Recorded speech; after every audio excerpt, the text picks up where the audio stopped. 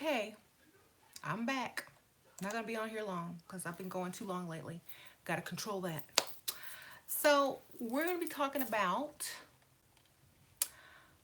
are women too masculine? I run into so many people who have issues, especially women who get consultations from me.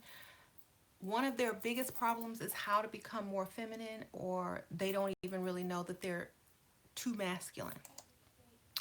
And why they can't keep a man, why they can't attract a certain type of man, and why they're not getting the results that they really want when they're dating. Okay. It's because a lot of times ladies are too masculine and they don't even know that they are. Okay. So if you don't know if you're masculine or not, the best thing to do is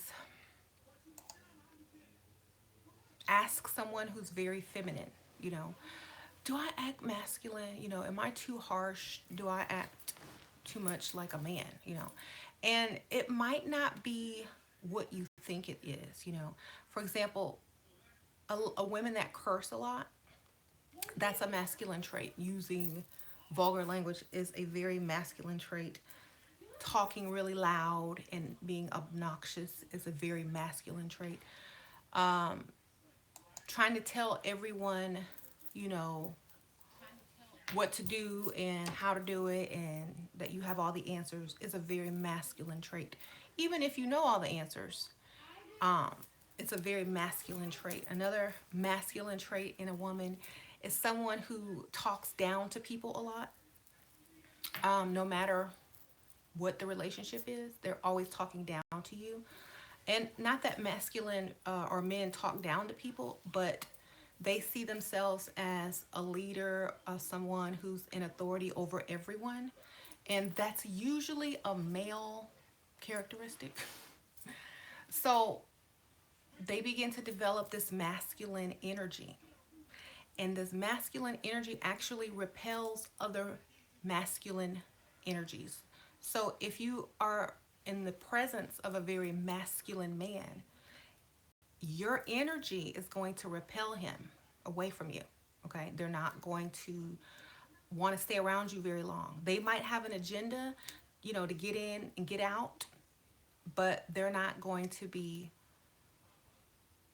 attracted to you in the same way that they would be a feminine woman. You know what I'm saying?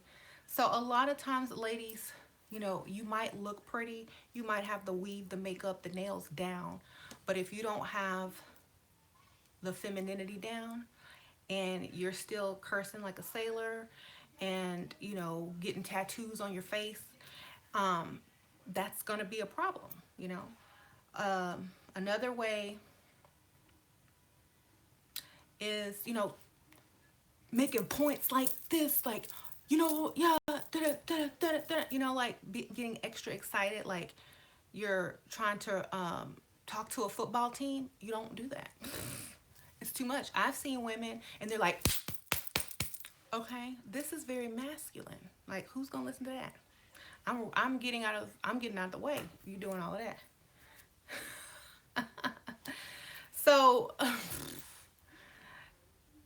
it's just a very masculine um, characteristic to be so big.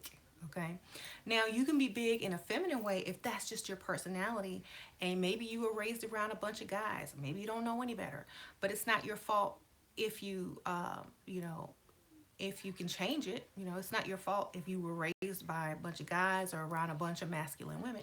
It's not your fault. So if you don't know any better, then you can always learn. You know what I'm saying? You can go, instead of, you can go, well, I mean, look what gets more attention. Okay, that's bad attention. You can, if you really want to grab someone's attention and change their mind, all you got to do is, well, I don't really know about that. I don't think that that's correct. You do that feminine energy right there, they're going to be like, well, what do you think? They're not going to argue with you. They're, because you're not arguing with them. You're just disagreeing and flirt, kind of being flirty and seductive at the same time. And so they want you to keep doing it. So they're going to ask you to speak. You know, they're gonna be like, well, what do you think? And you're gonna be like, well, I feel like, you know, make some fake cleavage. Well, I feel like, you know, it should be like this way because, and they're going to be listening to you because your feminine energy is drawing them in. It's electric. But if you're, it's like they're tuning you out and wondering what you look like without that wig on, and if you look like their cousin, okay, Pookie. So, and if you've been to prison before, this is what they're asking. I wonder if she's been in jail before. You know, so that's why, oh, my hands hurt. That's why you don't do that, okay? Being over sexual is very masculine, you know. Being sexy in a feminine way is different. But being over sexual, talking about male anatomy, female anatomy, you know, how you want some, how you got some, and how this it was so good and stuff. It's very masculine, unladylike, basically. So when anyone says, "Oh, that's so unladylike," it's the same thing as saying you're just you're acting masculine. Okay? So also your volume. If you talk loud, tone it down. Okay? I know some people that talk so loud, you can hear them on the other side of the store. I'm like, oh no, oh Lord, you know, one of them, you know. So stop talking so loud. No one needs to hear your conversation that's on the other side of the store. Very masculine trait. Okay, you're not speaking in an auditorium with no mic. Okay, tone it down. um yes, being single will put you in that masculine state, but you can't get sucked in. Okay, you really can't get sucked in, because then if you're trying to date and if you're, you know, looking for someone, you're going to attract a feminine man. And not feminine as far as, you know, being gay, but feminine as far as how he acts and what he needs in return. So you're going to attract basically a woman in a man's body. So that's why it's very important to not act like this. Catch yourself, because you're always wondering, why am I attracting these broke dudes, these bum dudes, these guys who want me to finish raising them and being their mom? Because you're the daddy they never had. Okay? So stop and think before you act, you know, before you speak, before you choose, you know, the words that you're going to use. Before you get any tattoos, you know, a couple tattoos and places that aren't just everywhere is okay, you know. But if you're getting them everywhere, it's very tacky and masculine, you know. Even men, classy men, don't even get that many tattoos. Okay, so if you look at a classy man, or, you know, somebody who's got himself together, he has less tattoos than a masculine woman that has tattoos. Okay, I can understand if you are paid and you knew you never had to go and apply for another job again.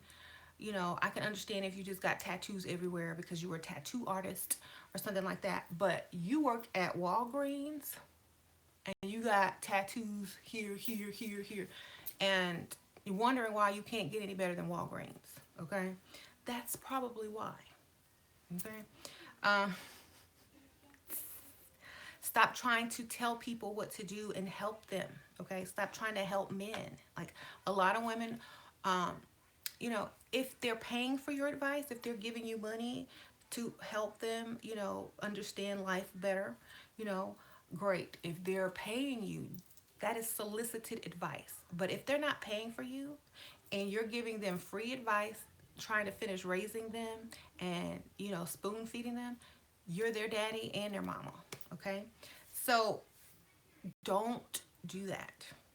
Don't try to fix their life. You are not Ayana. Do not try to fix their life. Okay, she gets paid to do that. If you're not getting paid, do not fix their life. Helping men is a masculine trait. because that's what men, daddies are supposed to do. If they don't have a daddy and their mom can't help them, then it's you. Okay, that's not your job. Okay. Um, so make sure you're not falling into any parental roles of anyone over the age of 18, unless they're your own children. Also, the colors that you wear, do you wear very masculine clothing? Do you wear very masculine colors? Do you have more pants than you do dresses?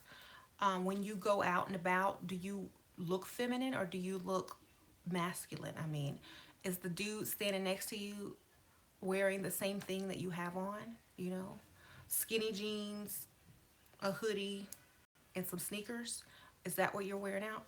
Um, if the answer is yes, you need to step it up a little bit, because they might be confused, do you like men? Do you like women? Um, and only the ultra masculine type men will be attracted to the ultra feminine type women. And those are usually going to be the providers, okay? So that's why it's important to be feminine, you know, acting, speaking, talking, laughing, faking it. Because smelling good, you got to smell good too. Because some women will just go around smelling like whatever, and keep her perfume, some lotion, take showers, take baths, because brush your teeth, comb your hair. Some of y'all do that, but then when you walk out the house, you still look so bad that you look like you stink. Okay, you might be clean, but you look like you stink because you don't care about what you look like. And that's sad. If you don't smell but you look like you smell, you looking bad. If you look like you smell and just took a bath. Uh,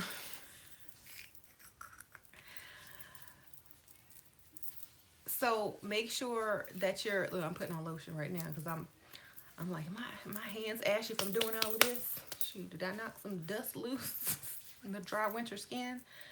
Uh, Paranoid. So, yeah, soft skin is another thing, ladies. If and exfoliating, yes, someone is saying that in the comments. Exfoliating, look at that. Look how nice that is. Do your hands look soft? Are they soft? If a man grabs your hands, is he gonna say, "Oh, your hands are so soft"? Um, keep it up. Put some lotion on, some oils.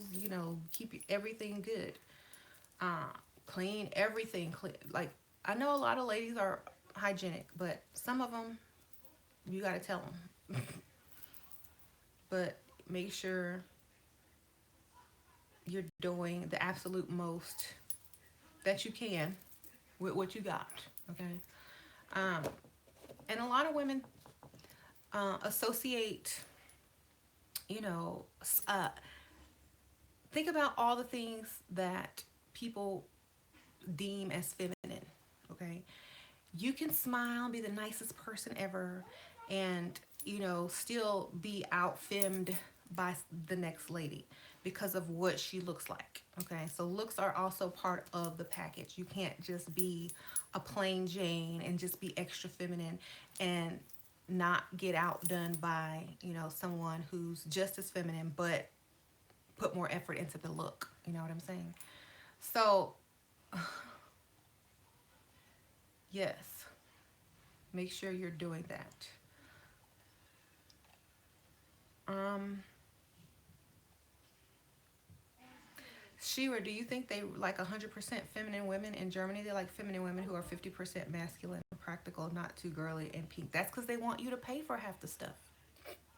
You know, in different countries, they say they like this because they want you to help them. Okay? They need your help. They're not gonna sit there and let you be a girl and do it, and they do all the work. So of course they're gonna say, well, I like you this way and that way, because you're gonna be able to help them. But if they see another girl who's like, well, no, I don't do that, it's going to be more intriguing because they don't care what they think. Okay, I don't care that you want me to be masculine because that's not what I am. If they're masculine, they're gonna say, okay, well, I don't mind then, you know. But if they're feminine, they're gonna be like, well, I can't, you know, I can't do anything with you because I need some help, you know. So if you're a masculine man, you're gonna reject help from a woman. You know, I don't need that. Put your wallet up. You know, I'm the man.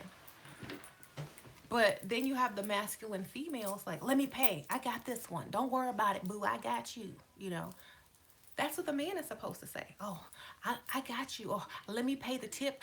Let me do something. No, you're supposed to be the lady and you're supposed to sit there and let the man be the man.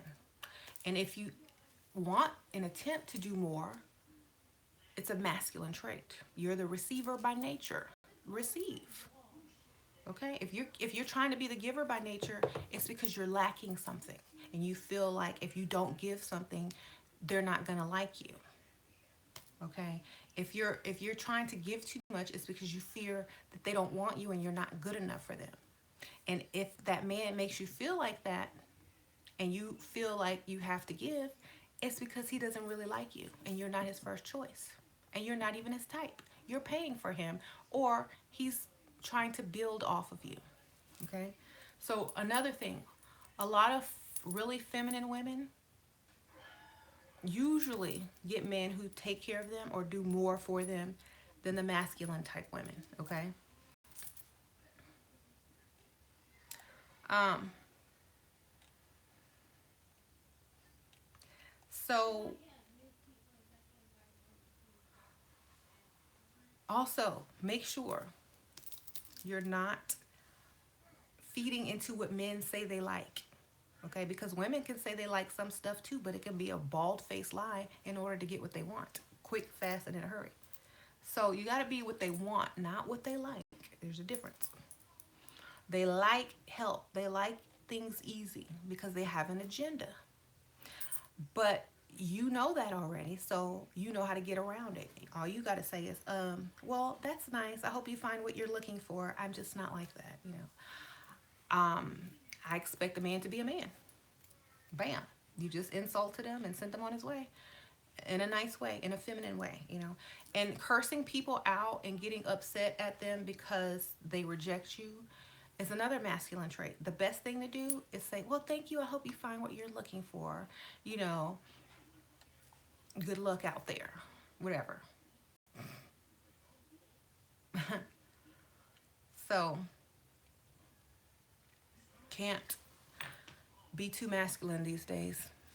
I mean, some women say, well, I have to be masculine because I'm a single mom. Well, be masculine at home with your kids. And when you out and about, be feminine, okay? Because if the dad is not in the picture or in the house, of course you're gonna have to take on the masculine role in the house because you don't have a choice. But when you leave out of the house, you go back to what you're supposed to be doing, okay?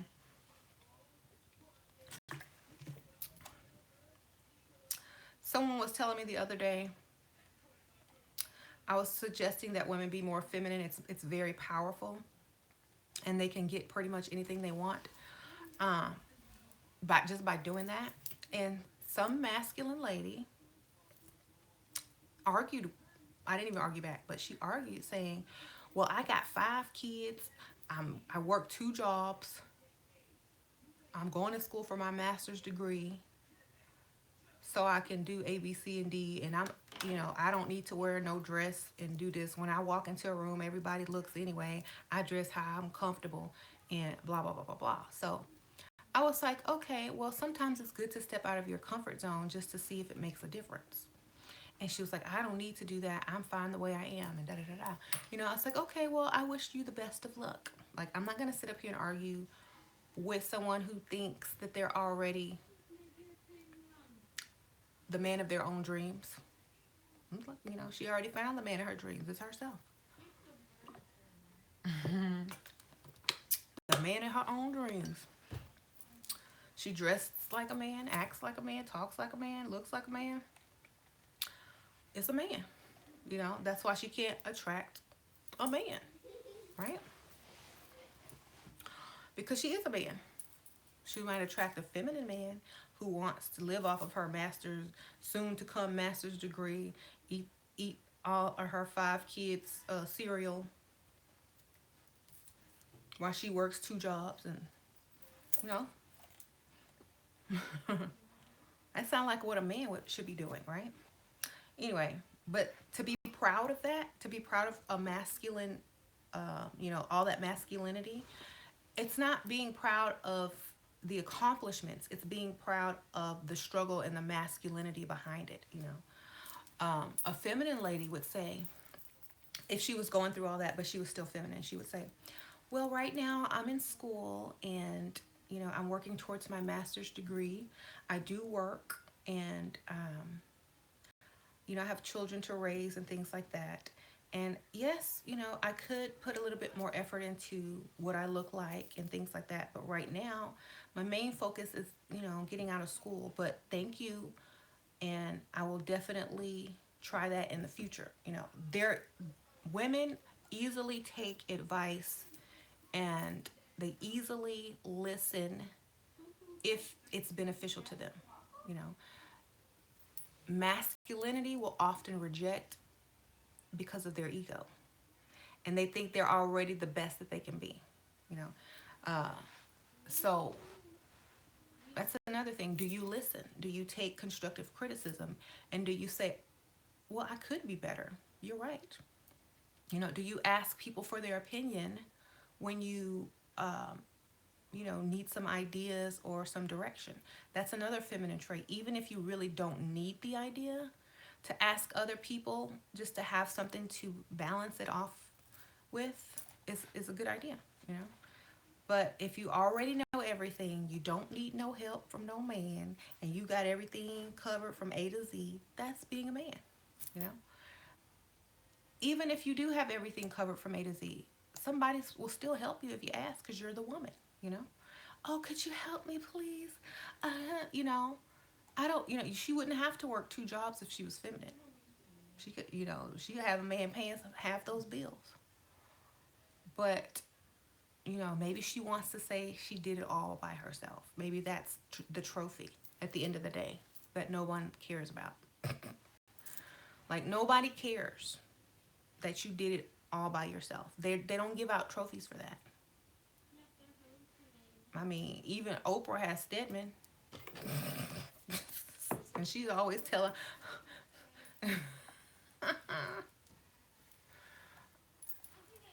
Okay, so don't be like that, ladies. Can take into consideration what's being said.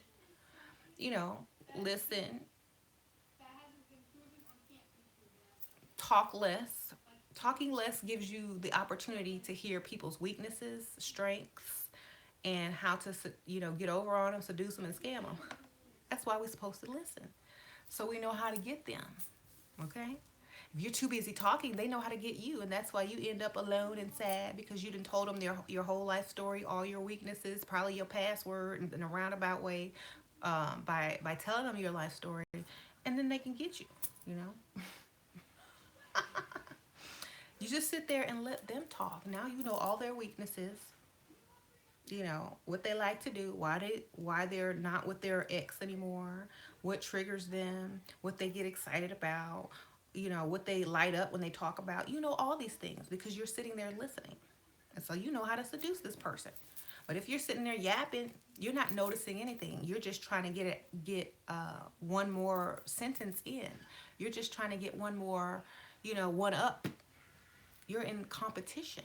So if you talk too much and you're trying to impress them with your knowledge, that's a masculine trait.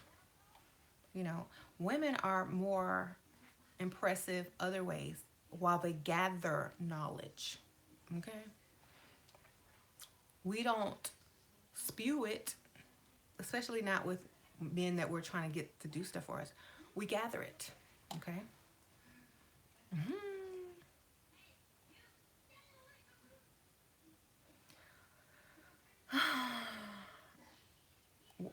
Why do men cheat on this man cheated on his ex all the time. She still likes his picture on Facebook. Why do men cheat instead of break up? Because men know that women are more forgiving, and that probably he could have both, you know? And I feel like men that cheat a lot know that the lady probably will take them back a few times and they can get away with it. And they probably don't feel the same way about that lady that lady feels about him. So,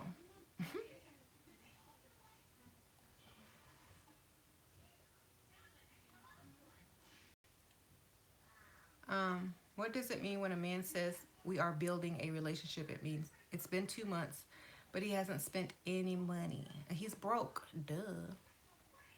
He doesn't want to invest in you.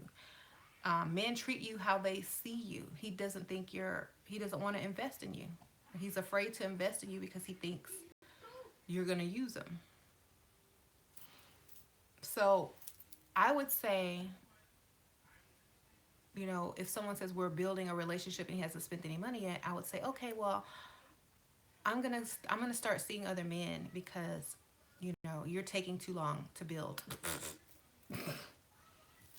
You don't have your tools, you know.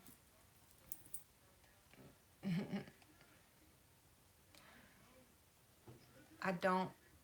I would not accept that. I would stop seeing that person and just move on, or just move on anyway. If they want to continue building without spending money, let them think that they're building a relationship while you're still out being in other relationships. You know. Uh, I'm dismissing someone who approaches me and they haven't even bought me a drink in less than 5 minutes. If you're standing next to me for 5 minutes at a bar and you do not offer to buy me a drink, I'm dismissing you. That's it. That was your only chance and you failed. So if he's building a relationship, then it's going to be a really bad relationship. I went out with a much older guy yesterday and he said he made money online, but on the date wore raggedy clothes and drove a raggedy car, but he spent a ton without flinching and has a nice house. Well, I don't know. Like, I don't know. Maybe, I don't know. You're going to have to do some background research on him.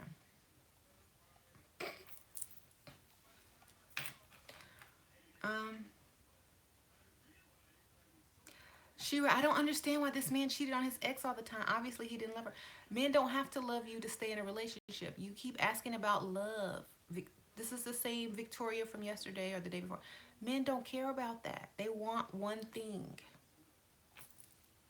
When you realize that, then you can do well in dating. They only want one thing, and when that thing gets boring, they go find it from someone else. And if you don't keep them chasing, they're gonna go chase someone else. That's just what men do. Okay. I'm sorry to burst your bubble. They don't care. They don't love like women. Women are being driven mentally insane by men because they believe women love so much. They want to give so much. And this is a feminine trait that needs to be taken back a notch, actually. You can be masculine more in this area of logic. You want to be masculine everywhere else, but when it comes to your feelings, you want to be that's where all that feminine energy starts coming out at right there because you put your 100% trust and love in one person who had an agenda, you know. And then you get crushed, heartbroken, and then you become mentally ill behind chasing after some dude that never wanted you for real in the first place. You become mentally ill, obsessed over this person, spending hundreds and thousands of dollars trying to get this person back, and they just already moved on. They don't want you no more. They got kids by other people, married, moved, aged. It's been decades, and you're still pining after some person, you know. And it's almost like it's a mental illness with a lot of these women. I wish they could hear themselves on the other end of the phone. It's pathetic and it's sad, and they know it, but they're still, obsessed and crazy. And if you can be that obsessed over a man, you should be that obsessed over yourself and how to get what you want out of the man. Switch that energy. For example, there are a lot of ladies in my group who, you know, are getting cars, trips, and stuff like that from these guys because they're focused on a goal instead of a relationship. You understand? Focus on a goal instead of the man. The man don't care, you know? He has an agenda, okay? So you need one too. When you walk into any relationship, you need an agenda. If you don't have an agenda, you're going to get got. You're going to get got quick. You're going to be like, but I love him. I don't care if he cheated on me 5 times and had but I love him, He don't love you, okay? But we're soulmates. He doesn't know that.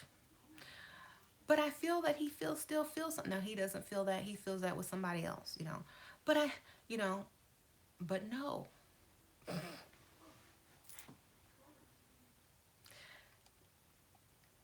And then 5 years later, you're going to look back at that man. He's going to look like the biggest loser in the world. And you'll be like, I was so stupid, And this usually happens. Victoria, come to America. Come to America. Men cheat all the time. Like 86% of men cheat in America. Okay? Come to America. Okay? Get out the fairy tale.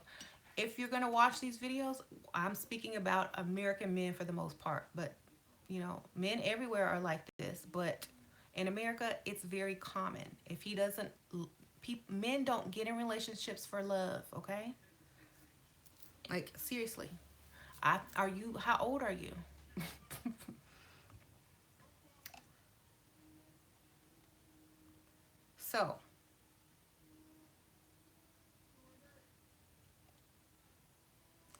So men do not know how to love. So anytime you expect any type of love from a man, any type of, response to what you tell them, most of the time it's not going to be real. Most of the time all the time it's not unconditional. It's very conditional love, and men don't get attached like women do, okay? Because they can hit it and quit it and be gone. They don't need you unless you're paying their bills or something, but they don't get attached. And you need to also understand, and a lot of ladies need to understand, to stop getting attached. Attach yourself to a goal in the relationship, not the relationship itself, but a goal. I always tell this to people. Instead of trying to picture this man as your future husband and blah, blah, blah, blah, blah, even though he's lying, picture him giving you this much money, and until you get that in your hand, that is your goal. That is what you need to be working towards. Not the marriage, not to get the title of girlfriend, but to get the $500, $1,000 or whatever. Once you get that money, then make a new goal. Next goal is to get a trip or a nice piece of jewelry. Keep making goals. So finally, when he asks you, because he's invested in you so much, when he asks you to be his girlfriend because he spent all this money on you, because you weren't focused on the relationship, you weren't focused on him, you were focused on your goals, which made him want you more because he could never get you to that vulnerable state that he's probably used to getting women at, where they're all crazy over him. Why don't you text me?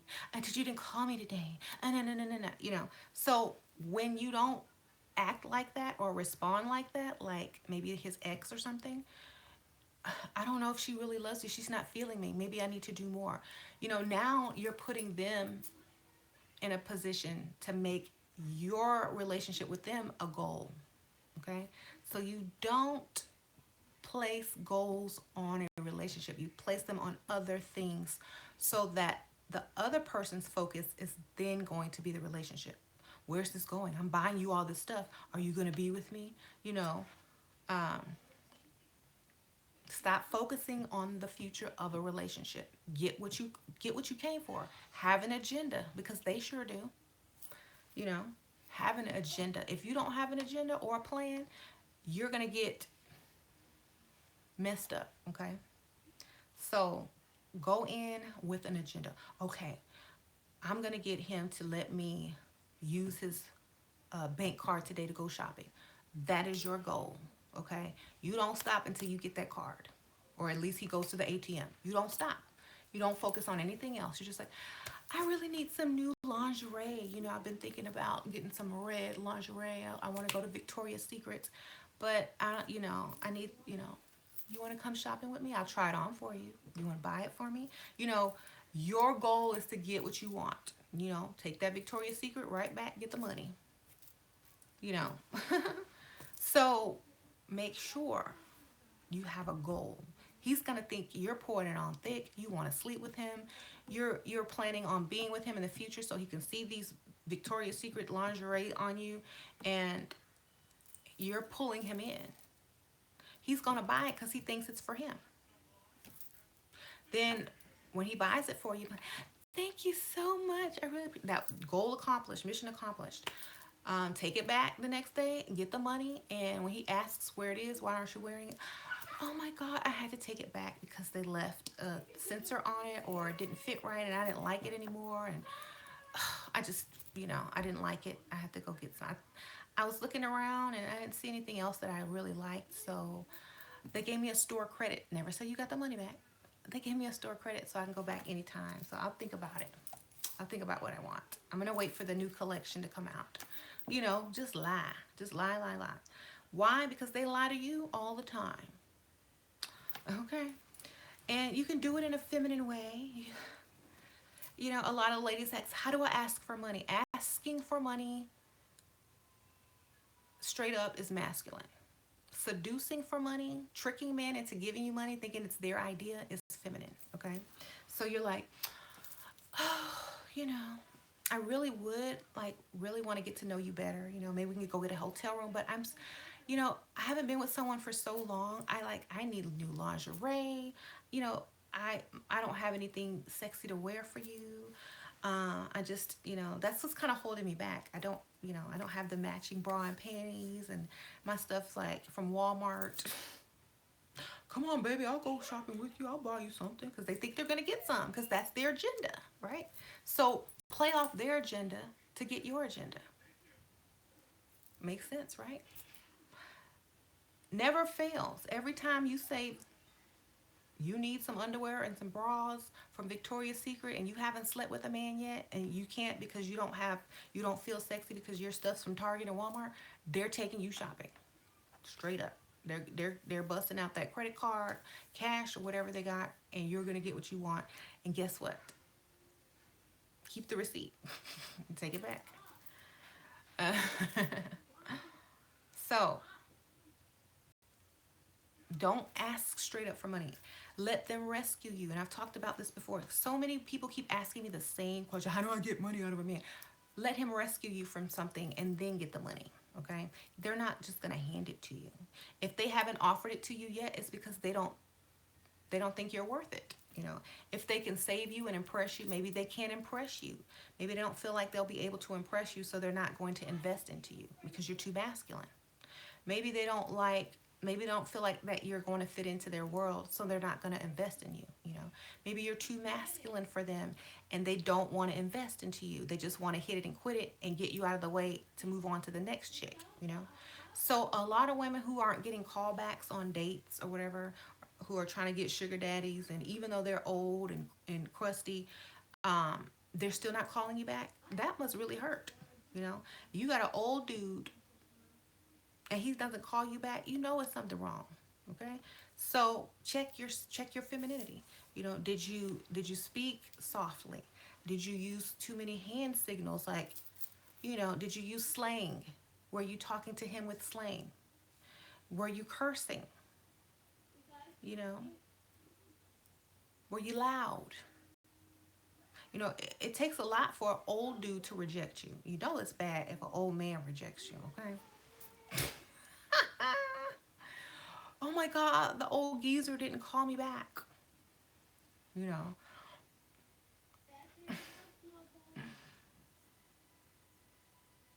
So yeah, someone said most women who are masculine these days, you know, it's very hard. You know, half the time men are afraid that you're going to curse them out. Like if they approach you or embarrass them or emasculate them so they don't even approach.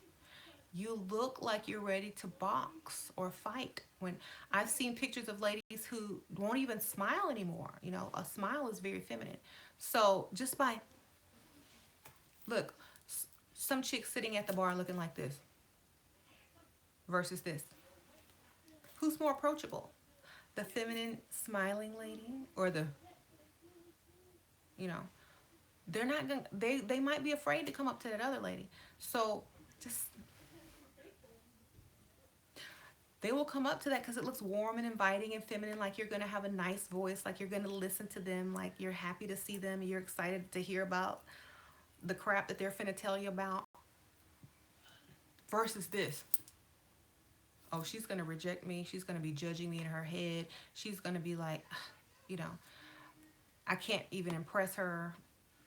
Let me go to this smiling chick over here. She look ditzy, like she's going to listen to me.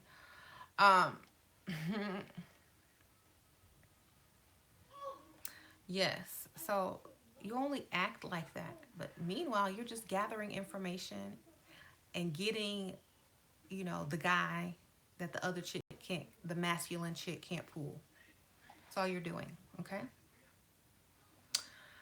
Um, don't date men with moons. Oh, okay. Men don't want a mysterious woman. They want a mysterious man. Yes. Um, so make sure that, and when you talk, when you speak to them, I've said this so many times, and still women, they don't understand. Like, talk in a sensual tone, not like you're at work. Okay? Because, I mean, what's the difference?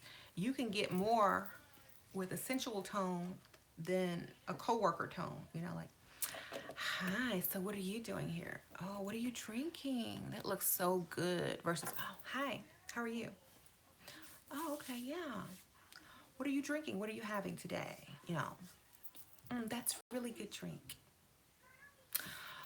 I heard that's a really good drink. And lean in, you know, like, you want some? You want me to get you one? You know, that's how they'll be. Versus, oh, I heard that was a really good drink. What, how do you like it? Blah, blah, blah. You know, no. Everything has to be a flow, okay? So make sure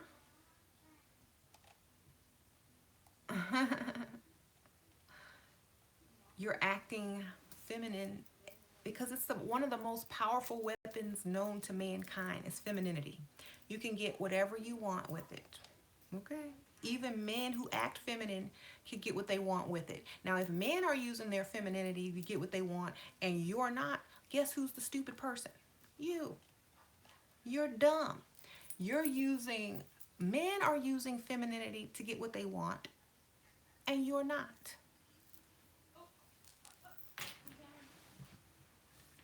I'm sitting up here like, okay, and they supposed to have a master's degree, be smart, and have common sense and all this stuff, but they can't figure this part out? Okay. Whatever. So that's why you gotta open your eyes and stop trying to compete and be something that you're more powerful than. You're competing against a lesser power. Sorry, guys. You're competing against someone that's supposed to be competing for you. Okay? Y'all are doing it wrong. So, um, most of the people in America aren't black, so who is getting more welfare? Oh, y'all, the trolls, they're doing that so that I can like block them, and if I block them, they'll hack the comments. So it's just what they do. When you don't block them, they give up and move on to the next live video. So just ignore it. They'll give up in like 5 minutes and be gone. Um, I tried to be feminine once, and this dude said I was a weak bitch, and I thought I was being feminine. That's because he was a feminine man. You know.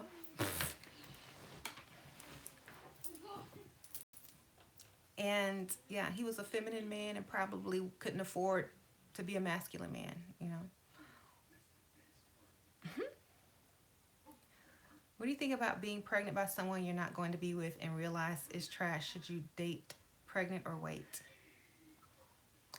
If he had, y'all don't want me to, if he has money, I would, yeah, I would keep the child. And dating pregnant, to me, is, mm, unless it's a woman, I don't think it's a wise idea. um, Unless you're dating a woman, because it doesn't fit right. You know, it doesn't look right for a pregnant woman to be dating, and then what are you going to tell the person you're dating? Oh, I'm pregnant by this dude I don't want, and it just makes everything worse. You know, if you don't want to be with the person and you want the baby, keep the baby. Maybe go out with friends or by yourself for a while. Then after you have the baby, it's less to explain. It's less crazy, less pick me. Okay.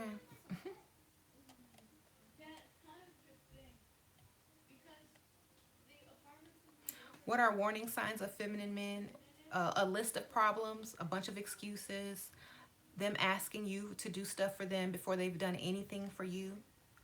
It could be anything, you know, even if they ask you for, you know, a picture, or, you know, send me a picture, send me this, send me that, you know, if they're extra needy for attention, it's very feminine, you know. If they're not trying to impress you, it's very feminine. If they're making you try to impress them, telling you by telling you what they like and don't like, and seeing if you feed into it, it's very feminine. Okay. Hmm. And being feminine doesn't mean you're gay. It just means you have feminine tendencies, because you don't have masculine tendencies, because you don't, either you don't know how to be masculine, or you want to be the receiver instead of the giver in a relationship. Hmm. So, um, asking why you haven't been calling them. Yes, that's a feminine trait. If you stop calling a man and they ask you why you haven't called them, that means because you're supposed to call me. You're the man. That's what you need to say. Now, I've been busy. Don't make up an excuse. Tell him about himself, because you're the man. Okay. Uh-huh. Um. So another thing, like if you don't know how to eat, and I think this was addressed in one of our groups. If you don't know how to eat properly, and you keep telling people to take you to dinner, and they don't call you back, you need to take an etiquette class, get on YouTube and watch the proper way to eat food and things like that. I think Mickey was saying on in the group, don't ask for a doggy bag or a to-go bag. That's tacky.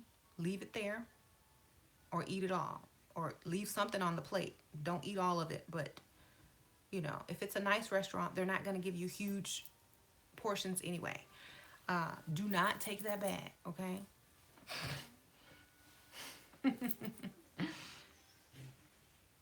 Someone says, do not pick up the chicken with your hands.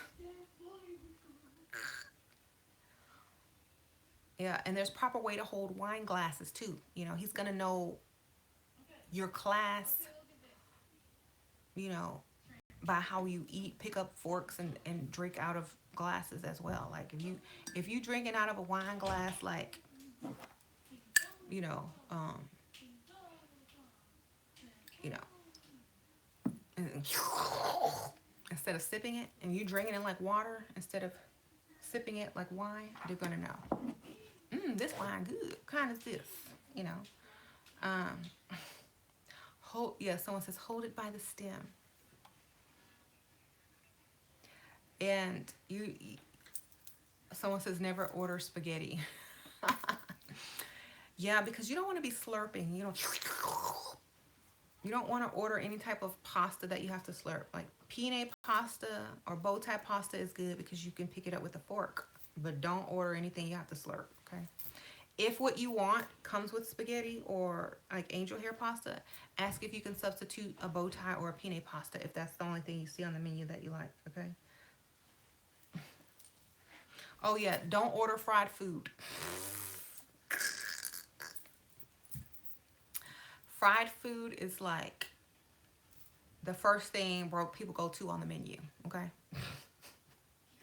And they're just used to it. So they learn to like it, and then it becomes what they really love, even if they're going to a five-star restaurant. Y'all got any fried shrimp? You know? So no fried items, no doggy bags. I love fried food. Well, save it for when you go out by yourself or with your friends. Do not order that on a date. It looks like cheap. You know what I'm saying? Right. Don't rake the leaves. Leave some food over left over. Yeah. Order steak, chicken, fish with vegetables, etc. So hard to look messy when you eat that. Okay. Someone said, don't say scrimp. Ah. Don't eat like it's your last meal. Like, don't rush and eat all the food. Take your time. Eat slow.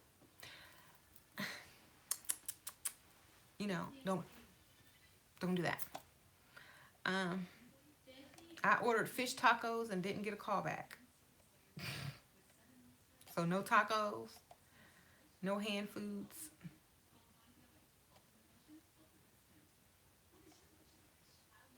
Crab legs, no. I have to get my life with this dining etiquette. No soggy bag, no doggy bags. I like to pig out later after looking cute at dinner. Okay, well, stop somewhere on your way home and get something because that looks cheap and looks like you're not used to having nice dinner. And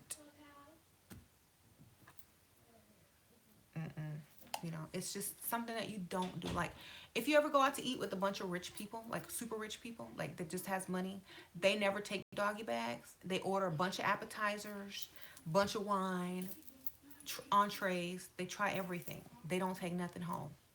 If you trying to take it home, it's like you're not used to something like this, and it's like, okay, they're watching this. They're like, okay, well, she's definitely not going to be able to fit in my lifestyle because this is how I do all the time. And it's embarrassing for my date to ask for a doggy bag. I mean, is she a dog? Does she have kids to feed at home with this food? It's just, it doesn't look classy if you're dating a wealthier man. Now, if y'all are both broke or he done saved up his little paycheck to take you out, yes, take that food home. But if you're dating a wealthy guy, don't take a doggy bag. You know, have him take you to the same place another time. If your date suggests taking it home, that would be an insult to me. Like, oh, you broke, you need this food, go ahead and take it home. How they used to do the help back in the old days when they were the maids and the leftover food from dinner. No, just say, oh no, thank you. I don't really like leftovers. I prefer, fresh. Don't say okay. Say, or forget it. Like accidentally forget it on the table if he insists, because that's kind of, you don't know if he's trying, it could be out of being nice or whatever, or maybe he's used to, but still, you don't want to do that. Hmm. Why am I waiting to go out for my friend's birthday? Oh, hey, yeah. Um, so save, eat before you go out on the date, okay, and order something that you can look cute eating. Don't get nothing with garlic and stuff for garlic breath either. Okay. Eat before you get it. Go on the date so you don't be like a hungry fool eating up all the bread, asking for more bread. Ooh, can I have some more bread? Oh, can I have some more? You got extra ranch. Don't do any of that. Okay. You're not getting callbacks. It's because you look like The lady said, don't eat like it's your last meal. Okay. Okay. Um, I'm 26. Do you get wiser really when you get older? Yes, you get. By 26, I was all the way wise. You're behind, but maybe you haven't dealt with certain type of men yet. So, mhm. So, what kind of fine dining food telltale signs is when you don't order anything exotic? Yeah. So, what I like to do is know the name of the place that you're going to go to and look up the menu online ahead of time. Figure out what the food actually is, what it consists of, da da da. Da. That way, when you get there, you know what to order. You don't look stupid mispronouncing words or trying to figure out what stuff is because it makes you look. And sometimes wealthier men will do this on purpose to a lot of ladies who are younger so that it's super impressive and then they can look like they're not used to this type of thing, and they're like, eh, wow. But if you go in there like, oh, this looks really nice, um may I have this such and such and such and such, um and then you don't try to drag it home with you and eat like a slave, you know please, because that's exactly what it looks like.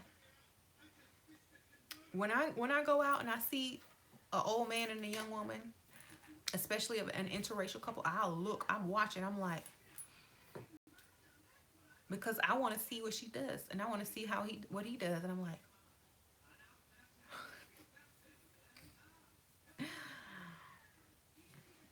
so, oh, someone says, please don't talk and chew, okay? Please don't talk and chew.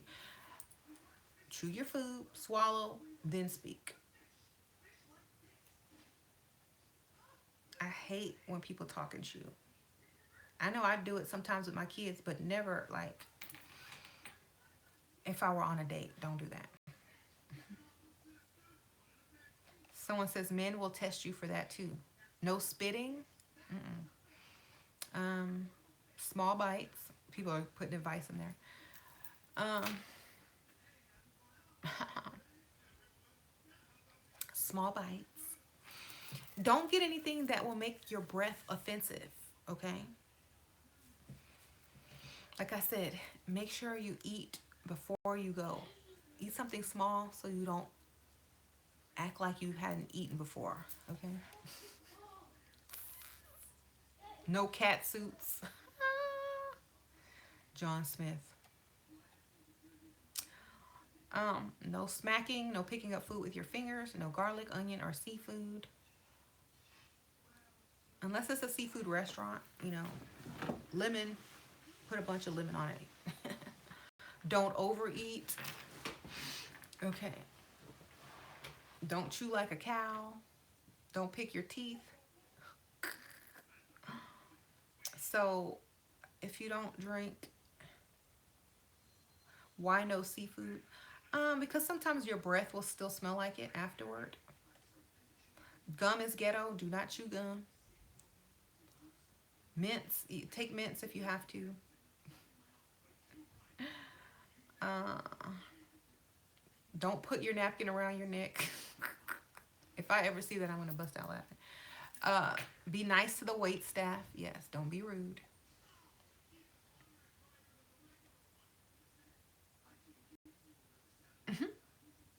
Don't ask for hot sauce and ketchup unless y'all got some hot sauce.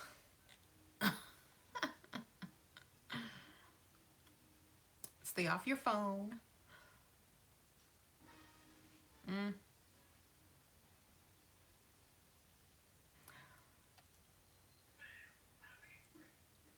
Don't drink too much. Don't get drunk. Okay. If they're, don't drink too much. You got to keep your composure. Don't spit in the dinner napkin.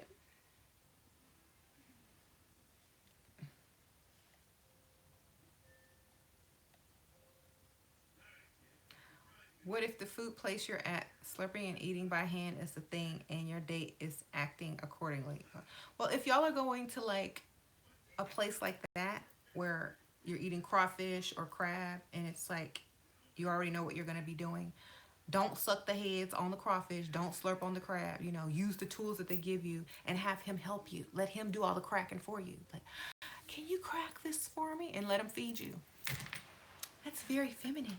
Instead of you sucking the heads and teaching him how to crack it, you ain't doing it right.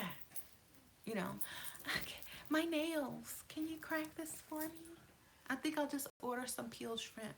You know, let him do the dirty work for you. And then he was like, I got to teach you how to do this. Like, yeah, you got to teach me. Then he'll think he's impressing you and teaching you how to do something new. And he'll feel all good and masculine about himself. Ah. So, I knew this girl and she used to love crawfish. And when she ate the crawfish, she would bite the heads off and chew it and then spit it out.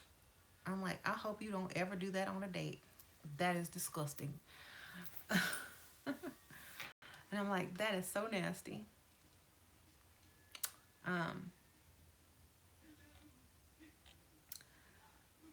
You teach me. Okay, so make sure uh, if you're ever on the phone and you're talking, always end the call first.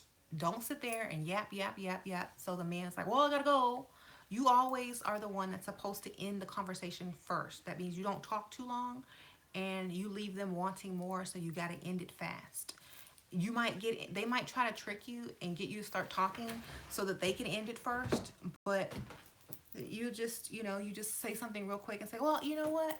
Maybe we can talk later, but I gotta go.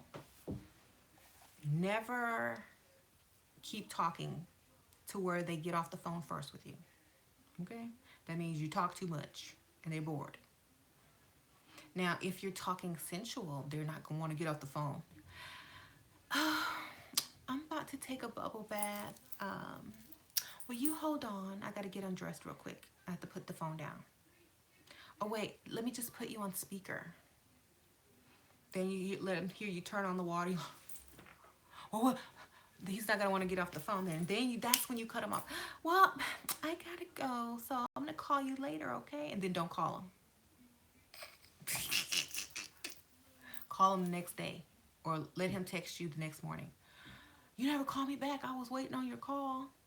Oh, I must have fell asleep. That bath was so relaxing. Blah blah blah blah. Okay, so that's how you keep them chasing. You don't do what they tell you to do. You don't call them back. You let them wait and let them call you back. You tell them you're going to call them back, then you don't, so they can text or call you because they're sitting there waiting by the phone desperately. That's what you want. Okay? You don't do what they say. You don't say what you're going to do either. Okay? Or you don't do what you said you were going to do, especially with the phone. The phone is good territory to gain ground, and get away with it because, oh, you're naked and you're getting ready to take a bath. So they're going to forgive you. Oh, I fell asleep. I was so tired. That bath was so relaxing.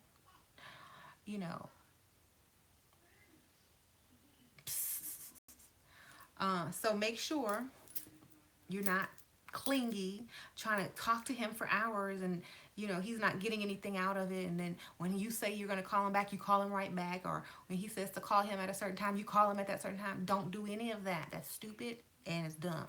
Don't call him when he asks you to. Call him when you feel like it, or let him text you when you don't call him at the time he asks you to. So if he says, oh, call me around 12 o'clock, don't call him around 12 o'clock. Let him text you. I thought I told you to call me around 12. Oh, I'm so sorry. Is it 12 o'clock already? Oh, well, while I have you on the phone, da da da da. Okay, well, you know what? Let me call you right back. Click. Then text them. I'm so sorry, I got busy, So, what's up? Did you want anything? Keep them chasing. Don't suck it up. If you want to keep someone's attention, do exactly the opposite. Keep blowing them off, making them work for you.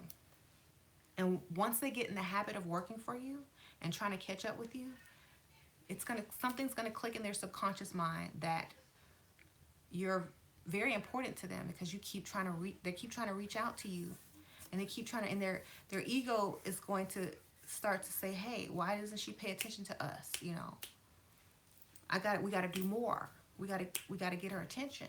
You know, so that's why you have some men that chase behind women, and some men that are running away from women who are chasing behind them. Okay, because when a woman chases a man, it's very masculine, and he can't be the man. He feels like he's vulnerable, and you're after his virginity, and uh, you know, you're probably stalking him and stuff like that. He can't go out nowhere because you texted him 20 times, you know. So that doesn't feel very masculine. It feels like, oh my God, I have a stalker. She's crazy.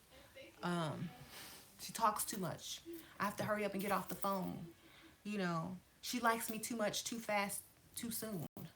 Everything I tell her to do, she does it perfectly and on time. Like, you know,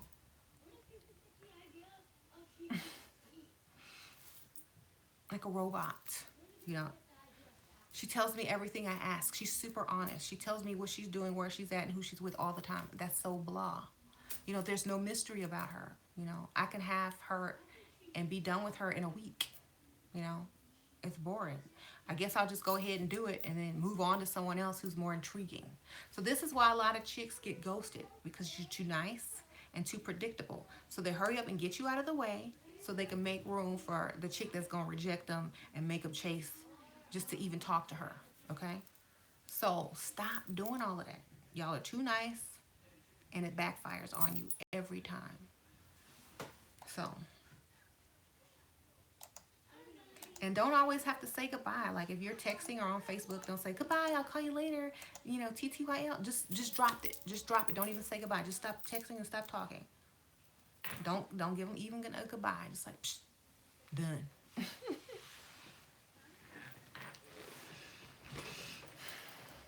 So, men always have an agenda, and they will always tell you, don't listen to women like her. Don't do this. Don't do that, because it's ruining what they can get out of you for free. Okay? What they can get out of you for little amount of work. So don't listen to what men say they want, because that's what they want to accomplish their agenda. Okay? Because when a man walks up to a woman, his intention is not to see if this is his future wife and mother of his child. It is to see if he can sleep with her. That's it. Okay? Because he's not going to even think about that type of stuff until afterwards. So your best interest is to keep dragging him as far as you can get him. Spend money, have him spend money on you, running behind you, trying to impress you. Psychologically, you're getting him attached to you before you've even touched him. Okay? So that's why women go crazy, and when these men start doing this to them. Because it's a psychological game that they're playing on you, and you don't even know it. So you have to play it first. Okay? Play it first. Otherwise, you're going to be the victim. You know, in this world, I always say this, you're either the predator or the prey. Be the predator. Act like the prey. And when they get up close, get them. Okay? Yep. I listen, you know, whatever men say, it's because they think you're stupid enough to go and do it so they can get what they want. I know this one lady, she was telling me, oh, this guy was telling me he likes this, and that. But his ex-wife was the exact opposite, and his other ex-wife was the exact opposite. And I was like, well, why do you think he married them? Because they didn't feed into what he wanted. And you know, think about it. He married the two people that were the exact opposite of what he's telling you to be. I said, you're missing the whole point. You're missing the whole point. You're like, I'm going to do exactly what he says because, you know, these are his ex-wives. But think about it. Ex-wives of rich men are paid. Ex-wives, you have a man who asks, a rich man who asks a woman to marry him, she must be pretty powerful, you know. Everything they did, you need to be doing. So you can be the next ex-wife. You know, this is not a game. Actually, it is, but it's chess, not checkers. So listen in between the lines. What is he trying to tell you for real? He's telling you how to act so that he can have the upper hand. Everything, do the opposite. That way you'll have the upper hand, okay? Everything somebody tells you, thinking they're going to get the upper hand on you, do the exact opposite to get the upper hand on them because they're telling you their weaknesses in a roundabout way. I like a lady to do this. That means if you don't do this, I'm going to be weak, okay? Listen. That's why you don't blah, blah, blah, blah, blah, blah, blah, blah, blah. You know, that's not why you're talking about your job and, you know, all the degrees you have because you're sitting there gathering information, okay? You're listening. They think you're really interested, but you're gathering facts. Okay, now I know how to get you. Ask them key questions like, oh, so, you know, what was your childhood like? Get them some childhood stories and figure out where his weaknesses and psychological weaknesses are and stuff like that. Use it against them. It's like, oh, I lost my dog when I was young because my mom couldn't afford to take him to the vet, and he was my best friend, and I had to watch him die. Now you know what emergency to come up with. My dog needs to go to the vet.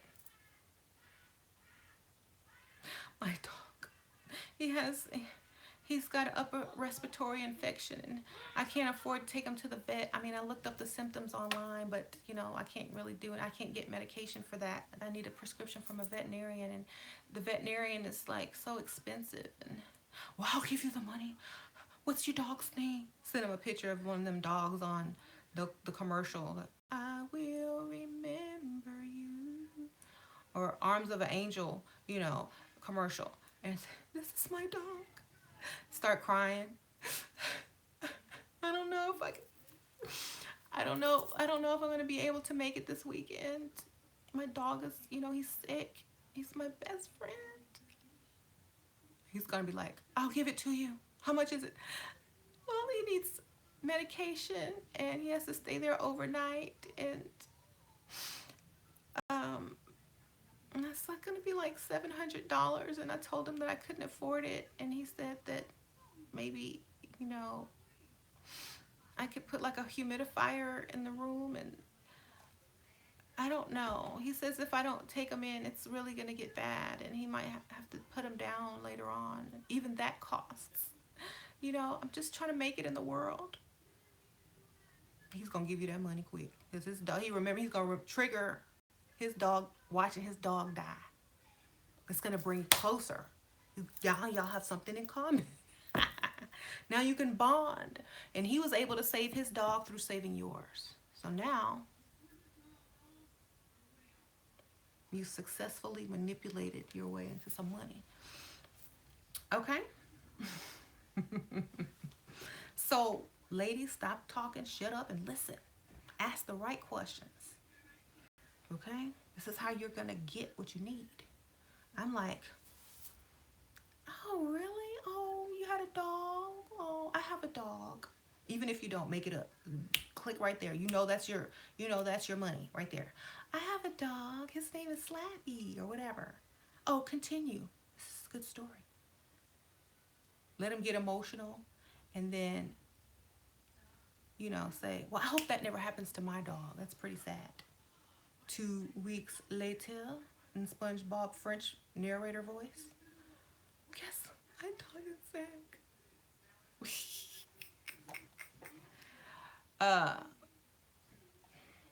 Yeah.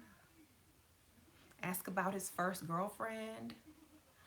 You know, what drew him to her, because that's the first one is always the one that you know that's really their type. Okay.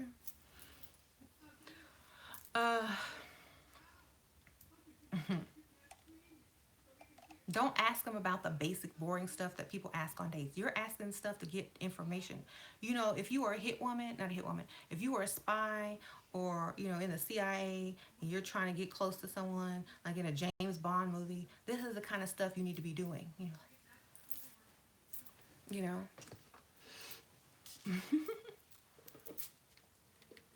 get his favorite drink. Like, well, what is your favorite drink? I see you're drinking this, but is this your favorite? And he'll be like, oh no, let me tell you a story about my favorite drink. My favorite drink has to be such and such and such and such, you know, da da da da da da. And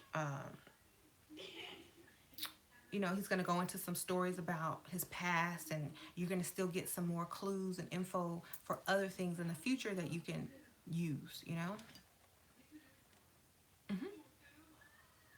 make up stories to get cash. Yes. Mm-hmm. Um, and then when he saves your dog, he's gonna think he's your hero, right? He's gonna think you're gonna think he's the best person ever in the world. So when you see him the next time, you really have to act like he saved your dog. Okay, you got to get into it.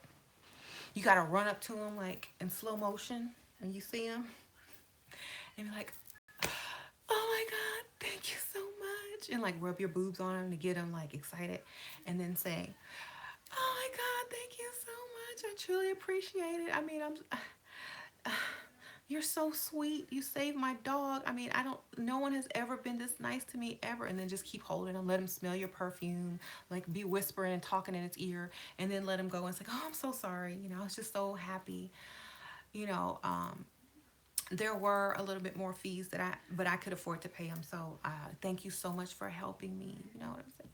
I did have to cut back and, you know, cut a few expenses, but to sacrifice, but Scrappy's worth it, you know? Then he'll be like, "Oh, you know, you had to spend some money. Oh, how much did you have to spend? Oh, it was only like $200." And oh no, let me give you that. Let me give you that. Oh no, it's okay. No, no, no. Here, I want to help. Thank you so much. Are you serious? I mean, do you want to meet Scrappy? Well, you'll meet him one day, okay? And then I can tell him who saved his life. Yeah. Well, you're in a good mood. Thank you. You know.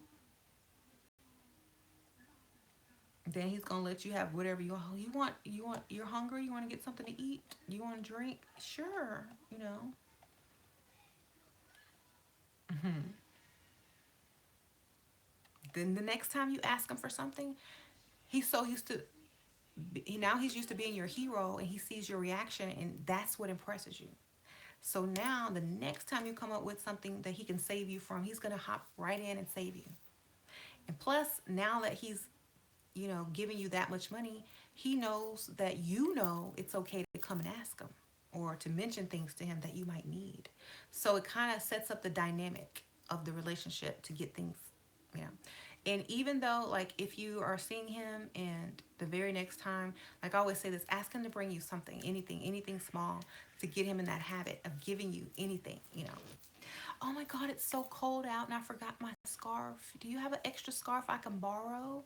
Or do you have a scarf? Or could you stop by, you know, somewhere and pick me up a scarf? It didn't have to be expensive. It's just my neck is so cold. You know, I'm just using this as an example. It could have been anything. He's gonna go shop for you a nice scarf. Might even buy you some gloves or whatever.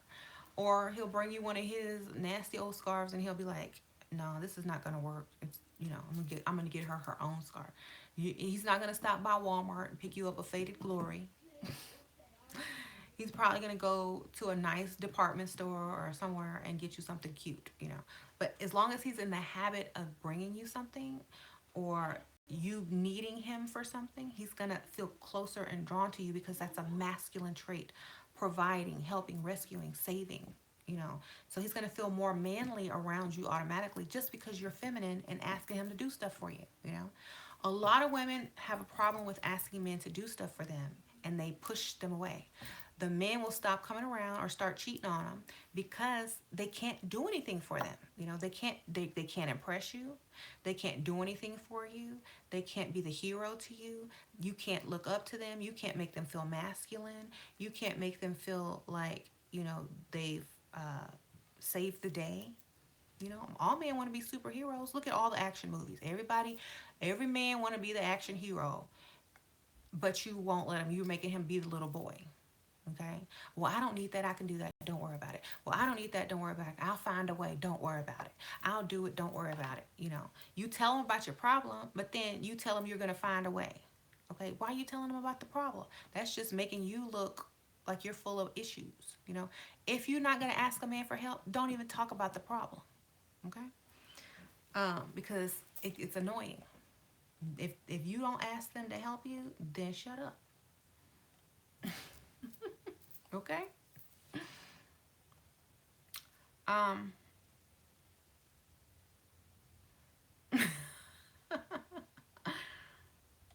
So, how can I find out if a man is secretly gay? I think my ex is gay or bisexual.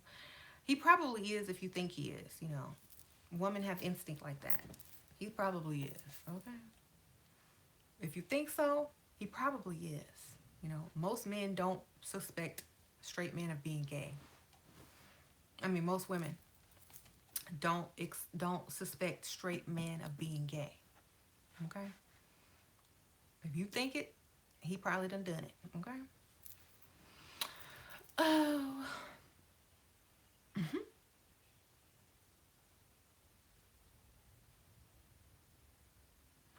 Yeah. So let him rescue you. Be the damsel in distress. Well, and I get someone will say, well, I was raised and to think that I can do anything and I'm independent and I'm strong. Yeah, but that's a manly trait. If you're trying to attract a masculine man, then you can't be the man too. You know, even if you are used to that, just let him get you something. It's not going to kill you. In fact, it's only going to benefit you. You know, I just have a problem. Well, that's because you're your own man. You know, you're the man of your dreams, basically. If you're looking for a man, but you won't let a man do anything for you, you don't need a man. You need an object because and you need a child to tell what to do and an object to use because that's all that you want him for. You don't want him to help you. You don't want him to be a man. You just want him to sit like a woman and listen to all your problems. And then when they offer to help you, you reject it. I mean, and then when they have a problem, you got every answer in the book and then you offer to help them. Stupid. Dumb. You know? So stop. um, pick me chicks. You might think you're this strong, independent woman. You might have a high paying job, but you can still be a pick me and paid. You know? You can rescue that man. You can co-sign for him a car. You can try to help get his credit up. You can find him a job. You can buy him some clothes. You can do all of that.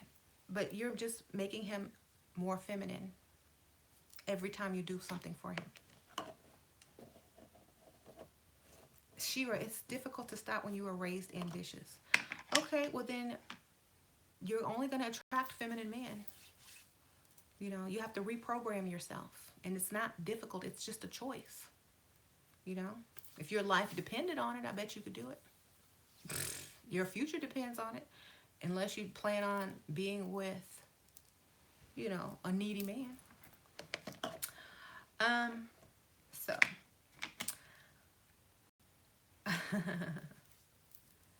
See? Oh. Be ambitious in a feminine way as to help you with a business idea or something. No, don't even help him with business ideas. That's his job, you know. You know, I have 1,000 business ideas for my husband, but do you think I give them to him? Nope.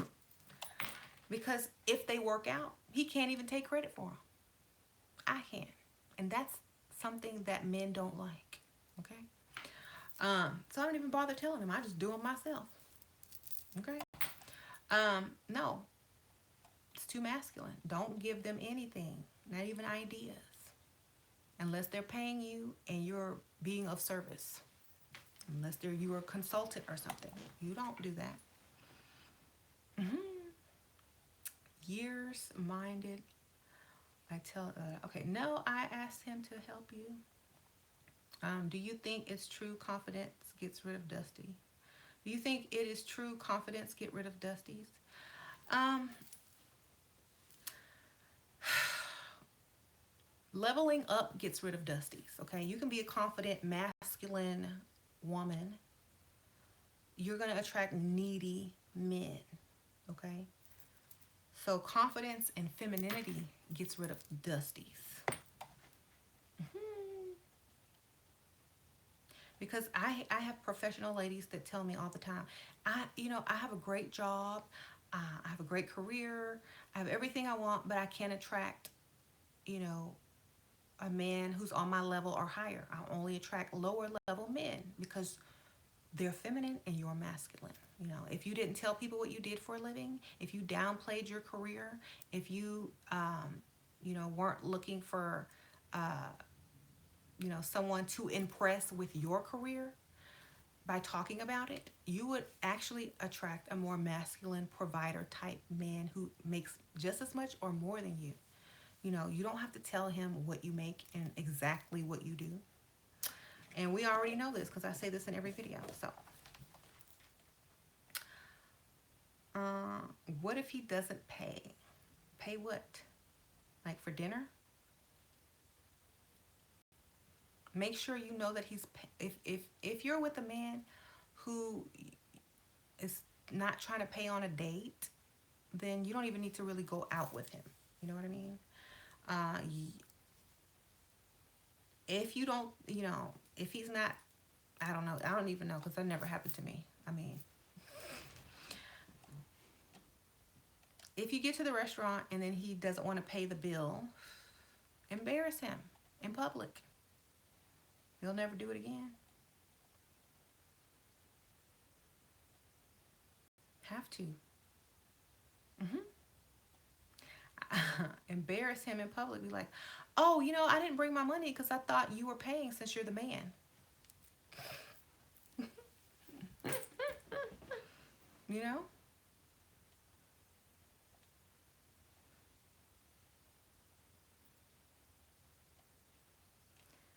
And say it loud in front of everybody and let him just be embarrassed.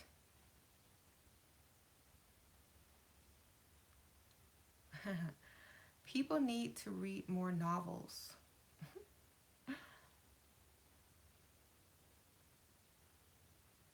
All right. The game has changed. Women should pay on dates, on first dates. Well, I'm sure ugly pick me women do pay on first dates, but you're not going to get any type of woman that looks decent to pay on any date. Okay. So there are women that will pay on your date, but you're not going to want to be seen out in public with them. Okay. Some dude.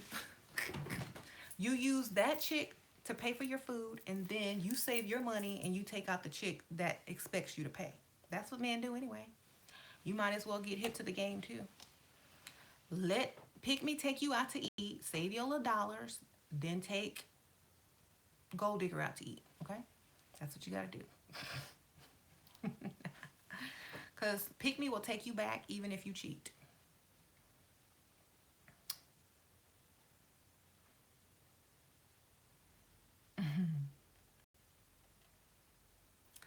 And they know it.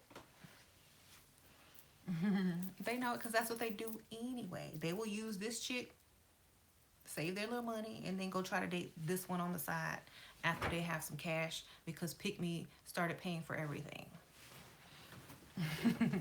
And once they get their little cash saved up, they're going to be more confident in themselves to approach women who they couldn't normally approach before when they had less. And it's because this other chick is helping them and taking care of them and paying some of their bills and buying their shoes and clothes and food because they lied and said, oh, I love you, baby. So now she's giving up most of her check to him. So now he can actually afford to take the type of woman that he really likes out on the side when he says he's with his friends and he's with visiting his mom and stuff like that. So, get you a pick me, guys. Why? Because they want you to pick them. Even if you mess up, they'll take you back. They're Bob the Builder. They will build with you. They will let you climb on their backs. They will let you cheat. They will take you back 100 times. They will visit you in prison. They will sign on a car for you. They will give you their tax return. They will do all of those things just to say they have a man. Okay? And that you can save up a couple $1,000 uh, a month by dating a pick me. Okay? Because believe me, we do the same thing when we date old rich dudes. Save all your money. You don't have to spend anything. And see, the thing about guys is they can actually date someone their own age and still get the same type of treatment. They can actually date a pick me who's not old, who's maybe younger, you know. And that's what men do. And then women are like, well, I don't know if I can do that, and I don't know if I can lie, and I don't know if I can scam on a man. But they've been scamming on us since day one. So why wouldn't you? Right? I don't even want equal pay. I don't even want a job. I just want a man to take care and be the provider like he's supposed to be. And I'll make my own money, and it doesn't have to be equal pay as long as I'm getting paid what's fair, and I'm getting money from this guy and the next guy and the next guy. But if women got equal pay as men, then what are men going to use to impress us? Nothing. Can't impress us with anything you have. That's why you don't want women to have equal pay, because that's the only thing you can use to impress us is money. Mm-hmm. Mm-hmm. So how to be bitchy without being aggressive, firm while being feminine. Take control and use seduction with it. Almost like a dominatrix. Okay?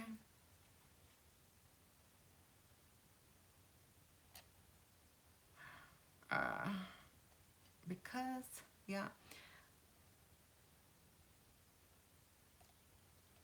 So never pay on a date if you don't want to be a pick me. As soon as you pull out your wallet with any type of man, it's over. Power shift. You are pick me. He's on to the next one very soon. Okay?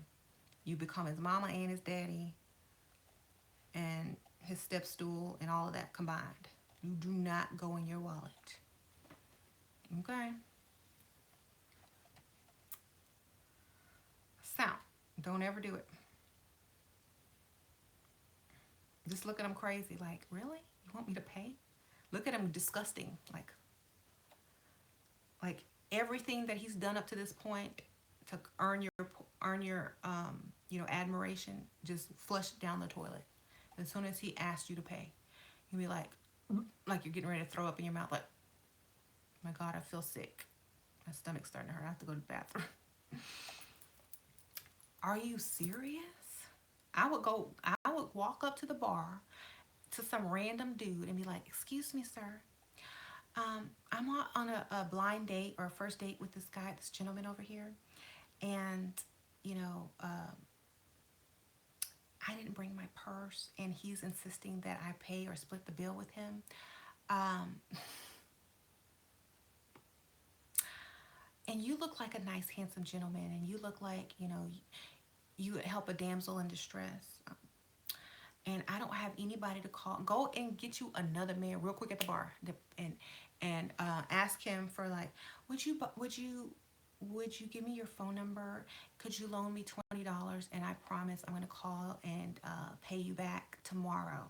Get you another date right then and there. Get you some money. Don't be ashamed, because he's put you in this vulnerable position.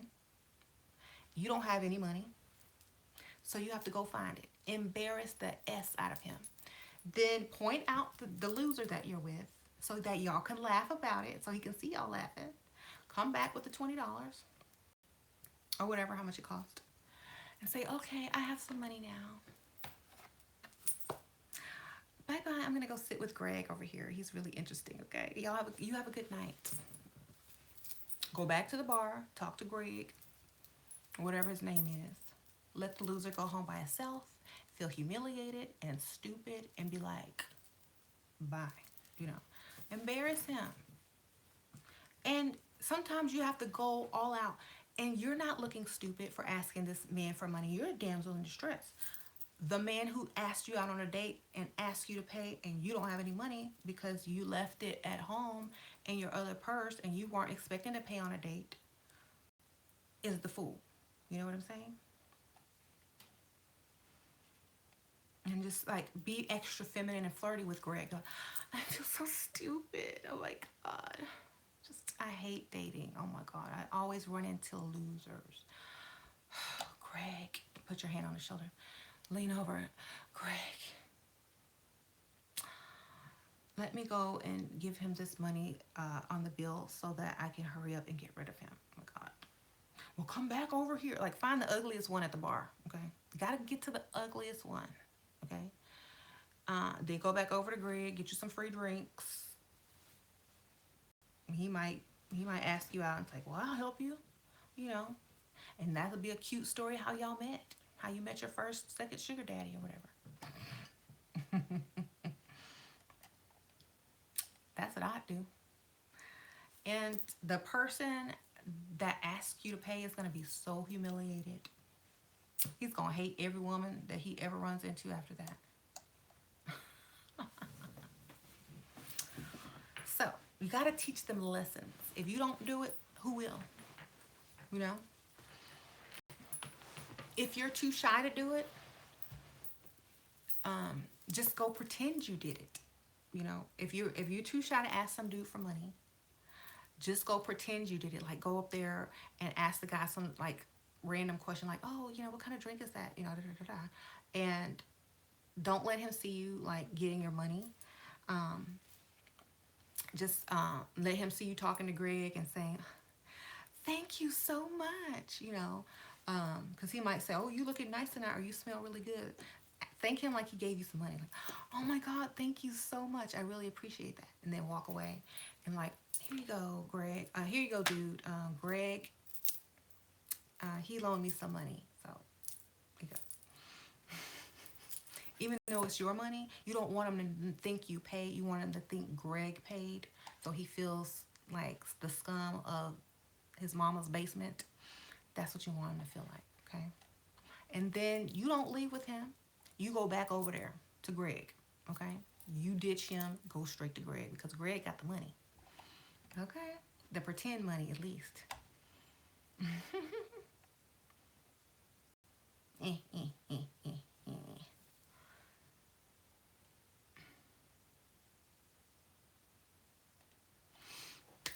Anyway, never pull out your wallet. Always, if you're gonna pay, like I said, go pretend you got it from another man. That's the best thing and best revenge you can get on a brokey, to make them feel even more emasculated.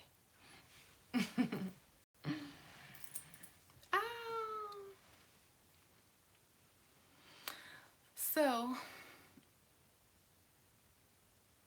I mean, you have to know who you are.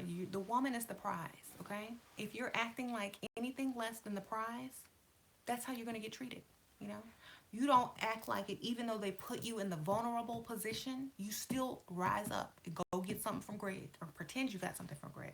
You don't ever want them to see you vulnerable and not unable to, be who you are.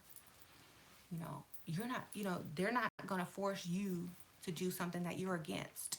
Even if you really do it, they're not going to get the satisfaction to think that you paid. They're going to go think you got some money from some other man in 2 seconds and show them what a real man is. Just throw the money on the table like, here you go. I'm going back over there with Greg. He's cool. Have a good night. End it right there. It's like, then like, let him live with it, because it's sick.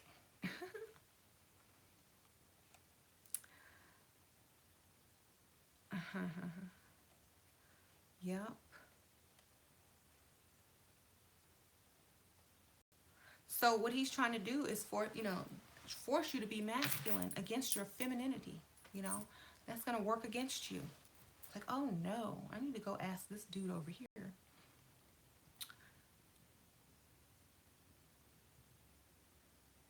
What if he flirts with a waitress? Like how? Because sometimes men are just naturally charming. There's a difference. There's a difference with flirting and being charming. If you're the jealous type, you might think he's flirting, but he might talk like that to every woman, you know? So you got to understand how he treats everybody. Because I've seen, like, women get mad because a man called a waitress honey or dear, or, smiled at her. They think that's flirting. But that's how men treat waitresses. Are you going to be mad at a man for being a man? If he's asking for her phone number and telling her she's beautiful and wow, and, that's flirting. Or what time do you work? Do you work here every night? If he's trying to get information to see her again, that's flirting. If he's just being nice, it's not flirting.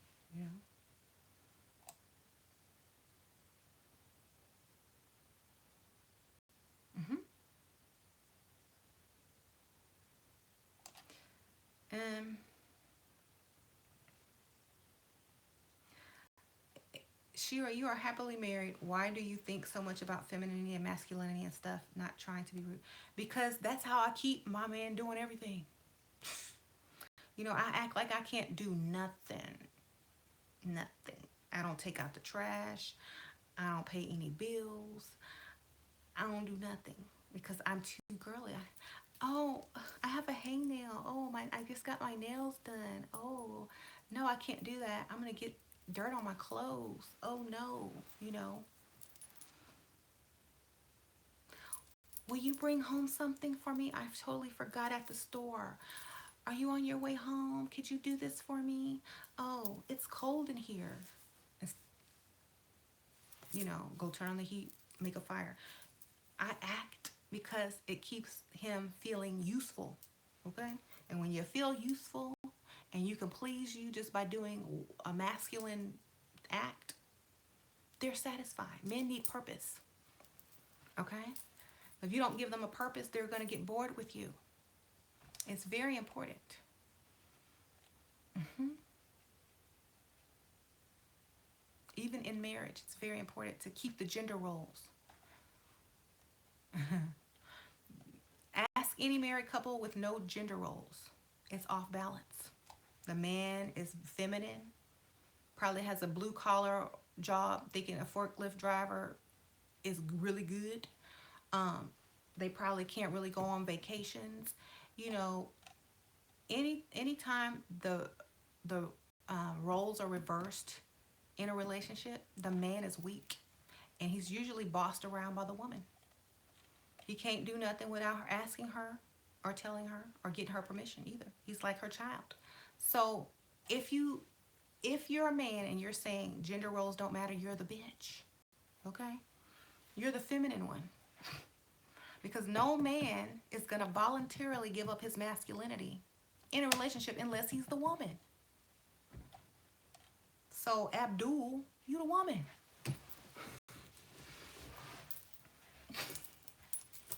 You are the woman. You were the first one to say, no, that's not true. We don't need gender roles. That's because you're the woman. Of course. Yes, I rarely curse because I'm a lady. Um, let your man do everything. Everything. They like it. Secretly, they like it. You know, if they start complaining, that's a feminine trait. Tell them, this is how you can do it. Oh my God. If they start complaining, it's like, that's a feminine trait, right? Get them psychologically. You know, they say that's a trait of femininity. Only women's supposed to complain and nag. What you doing? Man up, you know?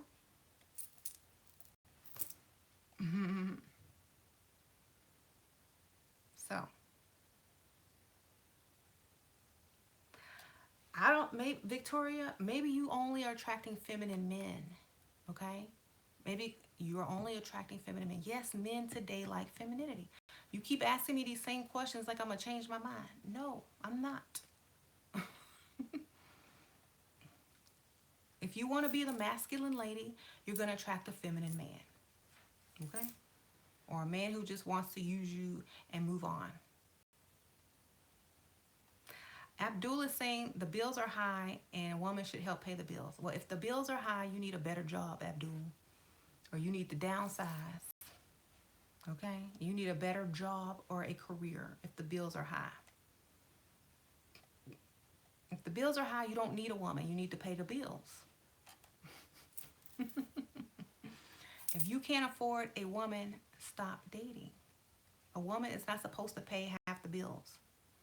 And if she does, it's because, she's sacrificing her femininity for you. And she shouldn't have to do that. I'm not sacrificing mine for anybody. That is your job. And if you don't do it, you are not a man. You are a roommate. And roommates don't get sex. And they sleep in separate rooms and separate beds. Okay? So, if a woman is giving up sex, she's not paying bills. If you want sex from a woman, you paying all the bills. Okay?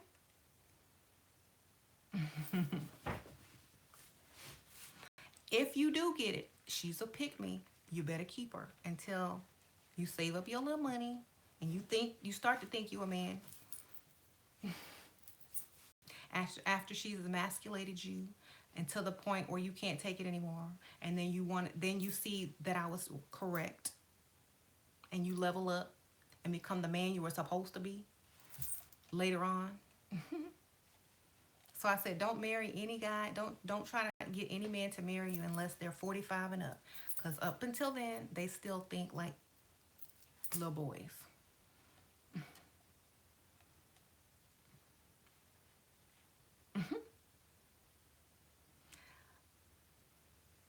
If women want to be men and men want to be women, let them do it.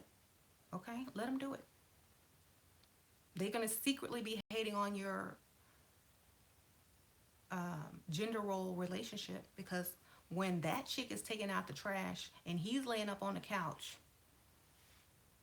and she comes over your house and sees the exact opposite, and your man catering to you, bringing you fruits and juices and lighting fires for you and taking out the trash, she gonna get pissed off real quick.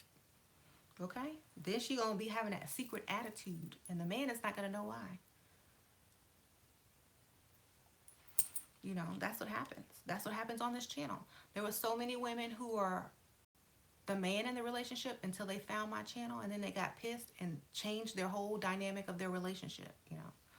And the man had a big surprise. They were like, what's happening to you? What's going on? Because they didn't know any better. Women are tricked into this by men because men are not wanting to be men anymore. So men are tricking women into sacrificing their femininity by saying, oh, well, I need Bob the Builder chick. Oh, well, we gonna build something. Oh, you gotta bring something to this table because I can't do it by myself because I'm not, I'm not really a man. That's all it sounds like to me. If you ask a woman for help, you're not a man. Okay? So, but these ladies are so desperate and in love, and they don't even think about it, and they just accept your feminine terms, and the next thing they know, they're a masculine woman. So ladies, be careful. Don't let these feminine men sweet talk you and seduce you into sacrificing your femininity so that they can lay up and do, you know, nothing. Don't do it. If I, you know what, I wouldn't even last a day around one because I would have to get away from them. I'm like, because I would say something. I'm like, I'd have to go into the next room because I'll have to bite my tongue. I'm like, I can't do it. I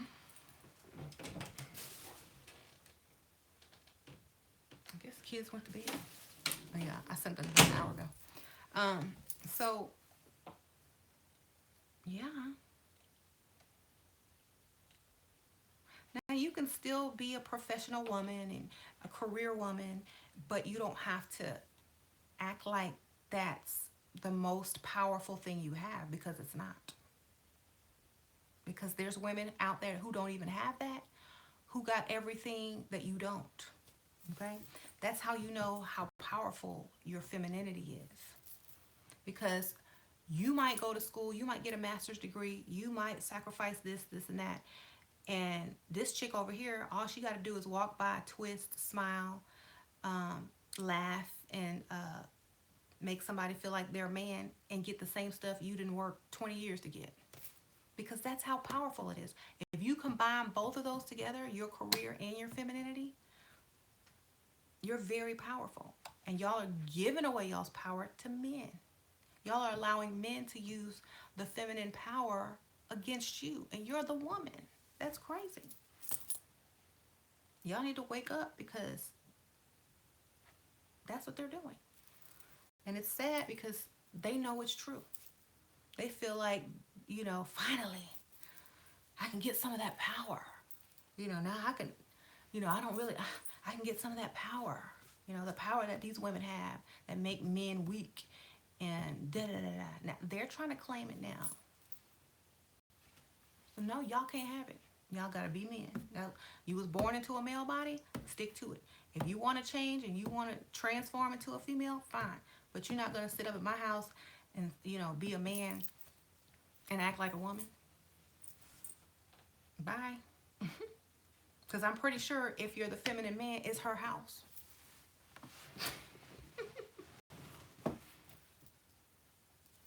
Right? 9 times out of 10, if the man is feminine, the woman has the house. He live with her.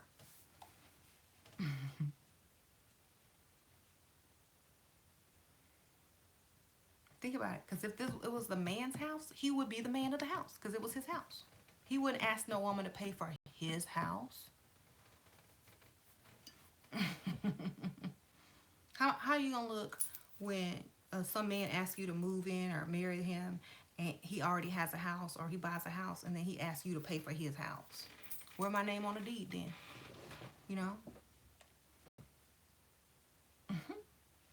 Where's my name on the deed? If I'm gonna be paying bills up in this, I need to have some names on the deed. My name needs to be on the utilities as well if I'm gonna contribute to them, so that I can get my credit up too while we're sitting here being roommates. Okay? Because that's all you are. And when I start rejecting you sexually, that's gonna be clue number 1 that if I'm paying bills, you ain't getting none. The more I pay bills, the less and less you get until you get none. If I pay bills for more than 2 months, that's how long it's gonna take for you to get some. Or every time I pay a bill, that's 1 more month added to you not getting none. Okay? So first month, you ask me to pay bill, you don't get none for a month.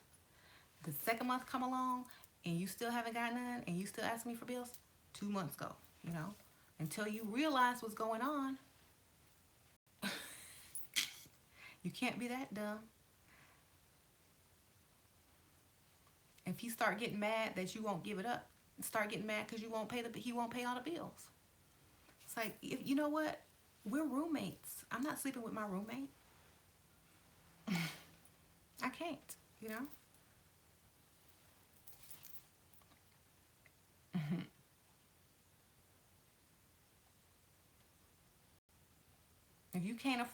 if you can't afford a woman and all you wanted was a roommate, that's what you should have told me, because I could still be dating. That's what you gotta tell them. You gotta be disgusted with any man who asks you for money. Cut it off quick. Don't even entertain it. I don't care how cute he is. Don't even entertain it. Hmm. Should a woman let a man move into her home if they get married, or should he buy a new home? You should sell your house, put your house on the market, and he should buy a home and put your name on the deed. Okay? And you keep the money that you sell your house for, unless you rent an apartment or whatever. But if you own a house and you're a woman, either lease it out, that's your little side money, lease it out, have him buy a house for you guys, you know? Because if you start helping him now, he's going to expect help for the rest of the marriage. Okay? You don't offer any help. Don't say, I don't want to live in my house if I'm married. I want you to get us a house. And I can put this one on the market and sell it, or I can lease it out, and this will be my savings and retirement money. You know? That means he gets none of the money that's coming from your house either. Okay? If you set yourself up and you make him buy the house, if he can't afford a house and a wife, he can't afford a marriage. Okay? Mm-hmm.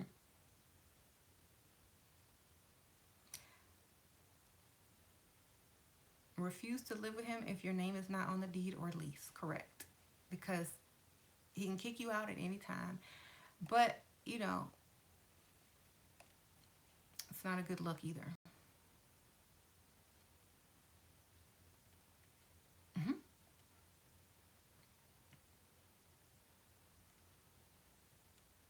Yeah. And also, like, if you get married and he gets the house while you're married, half of that's yours. Okay? So get married first while he's buying the house, or right after you marry, have him buy the house. That way you can get it in divorce. If y'all divorce. Don't let him get the house before you get married. Do it after.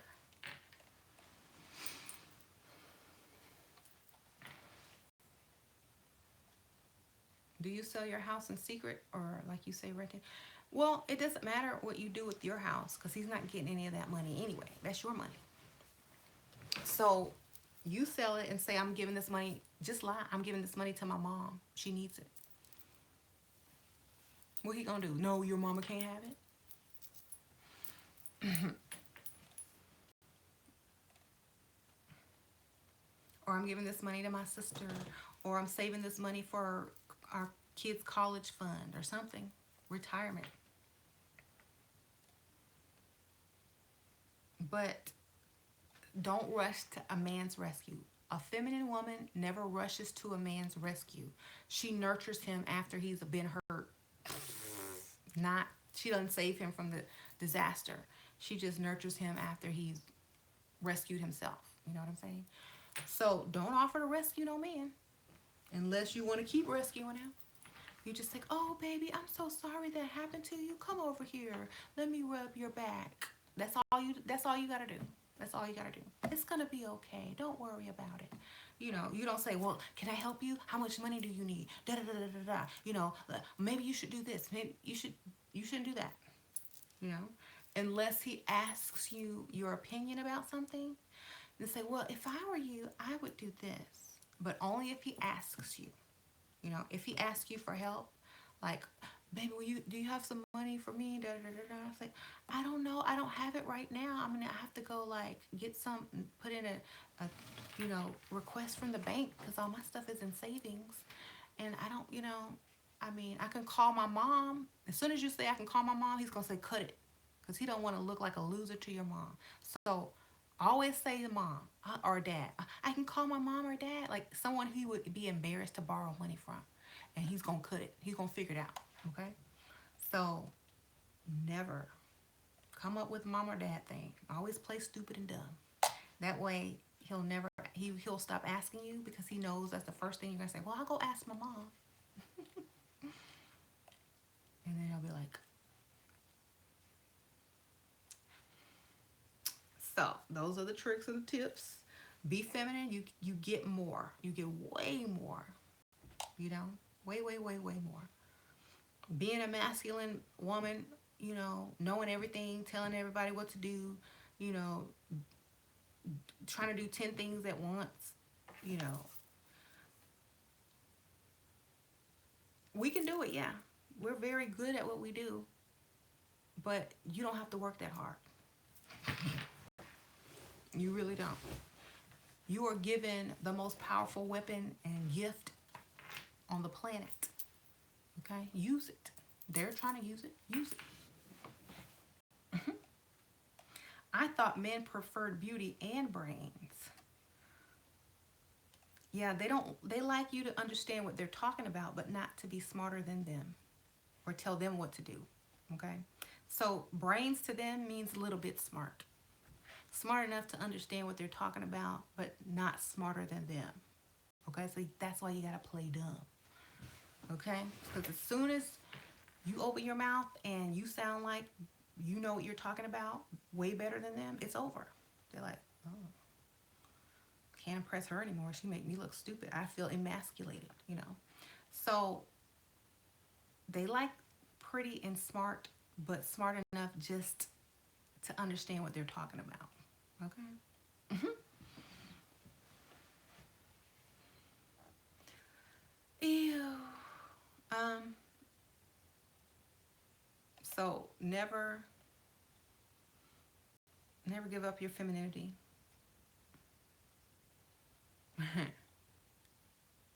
Men are not that stupid, but why we as men are becoming MGTO?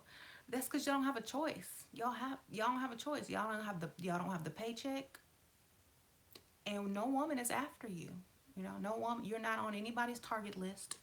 When women go out, they don't look you in the eye. They avoid eye contact because they know you're broke. Okay, so you can claim your little fake group, clique, or whatever club, MGTOW, but it doesn't matter. We're not looking for you.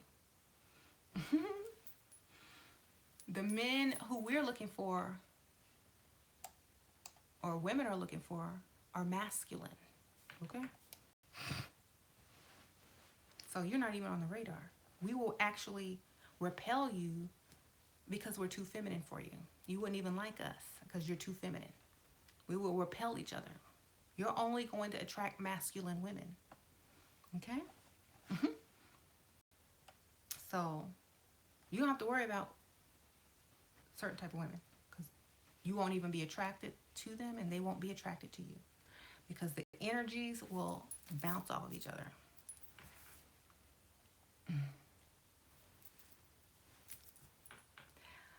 So,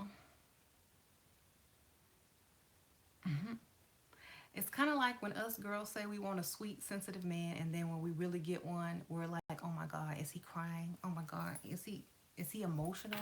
Oh, he needs to man up. Oh, he needs to, you know." I want a strong masculine man because, you know, men say they want smart girls and girls that work, but as soon as a girl wants to pull rank, and then like talk about a subject with more intelligence than him, oh, he don't like it.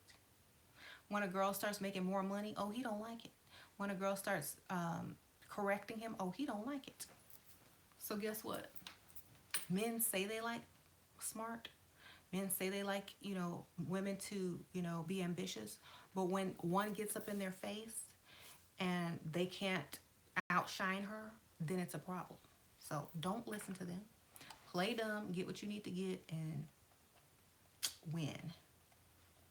Okay? Because men have an ego. They automatically think that they're better and more superior than women until a woman really opens her mouth around them. Then they feel stupid and emasculated. So they go and look for the stupid chick or the one who's playing dumb. And they feel more masculine after that. It's like they have to heal their ego with a dumb chick. Okay, that's why you play dumb. So anyway, men like the idea of an ambitious woman. They like the idea of a smart woman, but they don't like a smart woman or an ambitious woman, because that smart woman is too smart to fall for their tricks, and the ambition woman is probably going to be more ambitious than them and going to emasculate them. So don't listen to what they say. Do the opposite, because that's their weakness. Okay?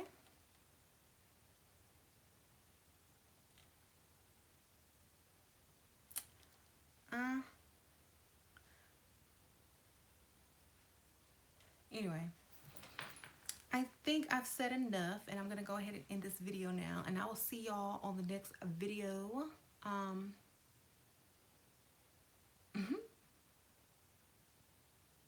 Don't, like, any man who's trolling, you know they're the feminine one, right?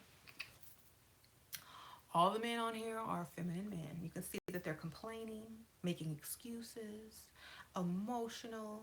Those are all feminine traits. So you can see them in the comments. Very feminine, okay? That's why we're not attracted to them for the most part. Because we might as well date a girl, right?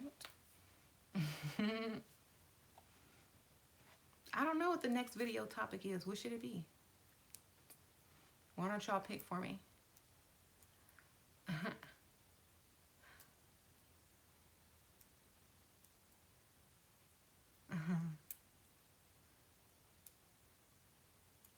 Hey, if I was a man, I would want some of that feminine power too, you know? I would try to take advantage of it too. It's very powerful. Oh, talk about making men think it's their idea. That's a good one.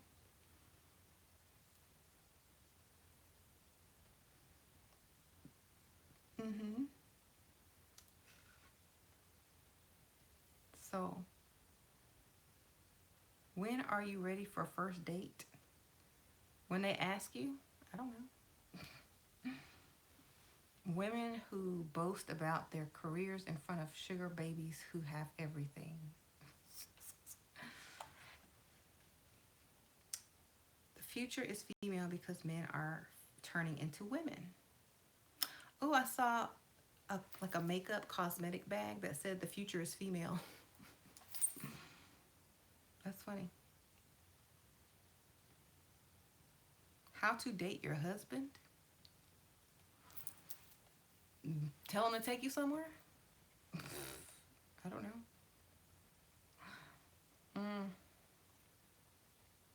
Things needed to become a kept wife. Oh, yeah, I'm going to start that group in the end of January. I'm going to start a group for that.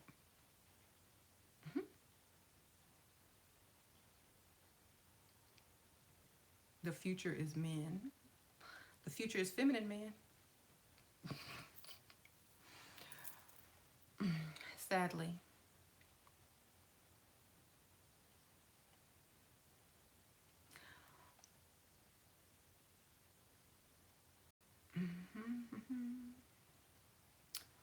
So I feel like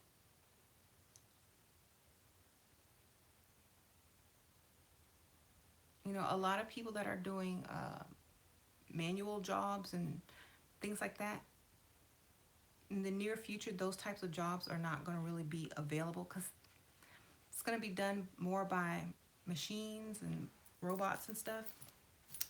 So if you're not smart and you're not ambitious men, and you don't really have real careers as far as like in the demanding fields like technology, things like that, law, medical, the major things, investments and stuff like that, it's going to be hard for y'all to find work.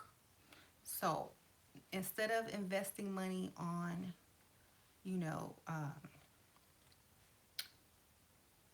shoes, cars to try to fool women to thinking you have money,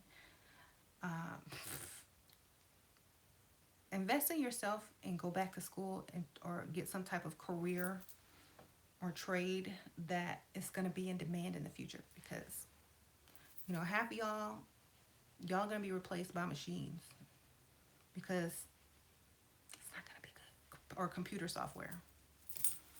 You know, there was people. I mean, if you go to the post office now, there's like 2 people that work there.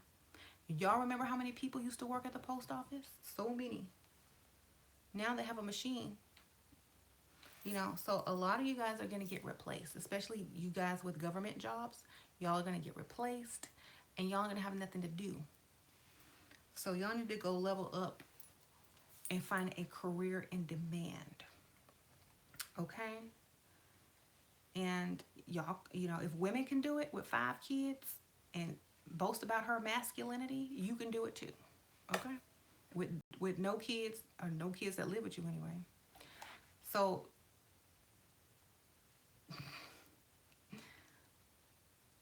make sure y'all take care of yourselves, even, you know, because you're not going to be able to take care of a woman, that's for sure, in the future. I mean, those post office machines and those self-check in the grocery stores, those came out like in the last, 5 years? Imagine what's going to come out in the next 10 years. Your job is going to be gone. You know, are you a cashier? Are you a cashier? Do you work in a warehouse? Your job's going to be gone.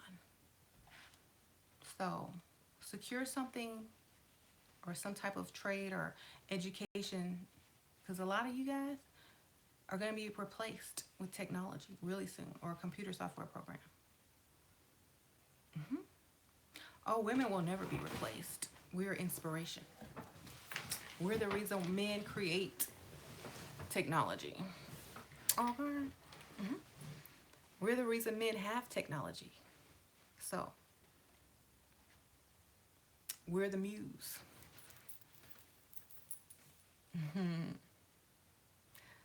So y'all get to going online and Mount, you know, Everest University or whatever.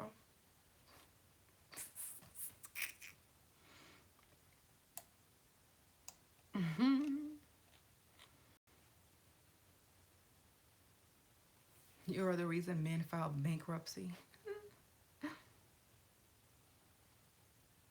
And by then we gone.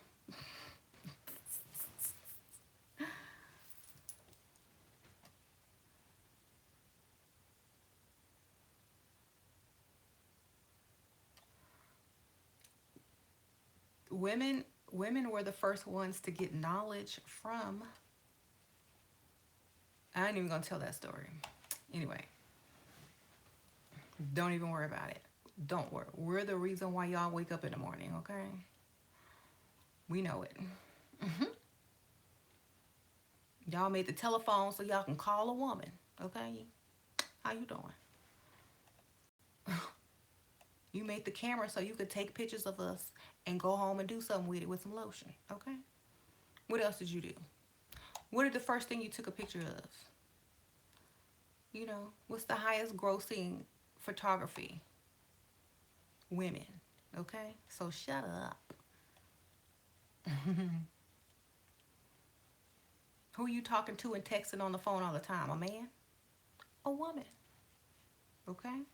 Whose video are you on? A woman, okay? Get it together. Whose vagina did you come out of? A woman.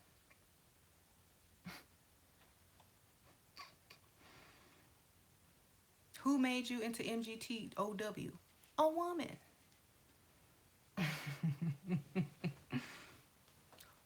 There you go. Someone says, whose vagina are you trying to get back into? A woman. So y'all can talk all that mess. We already know the truth. You don't have to deny it.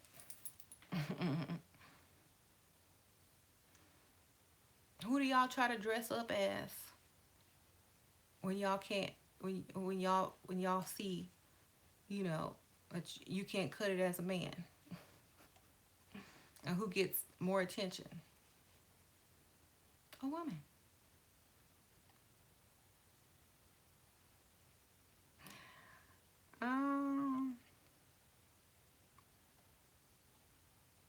Right?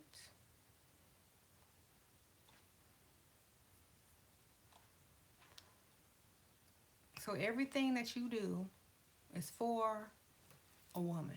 We know it. Whether you know it or not, we do. We're not confused like y'all. Mm-hmm.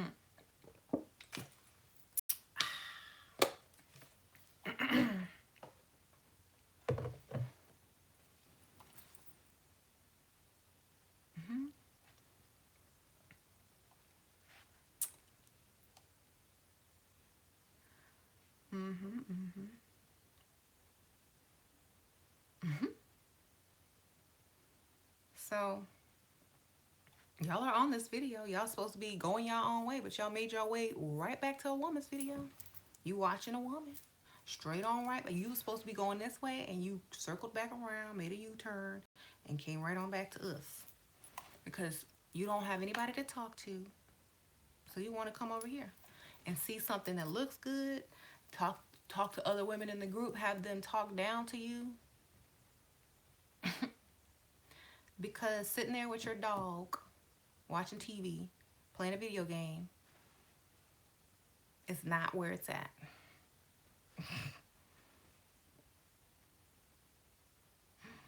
Mm-hmm.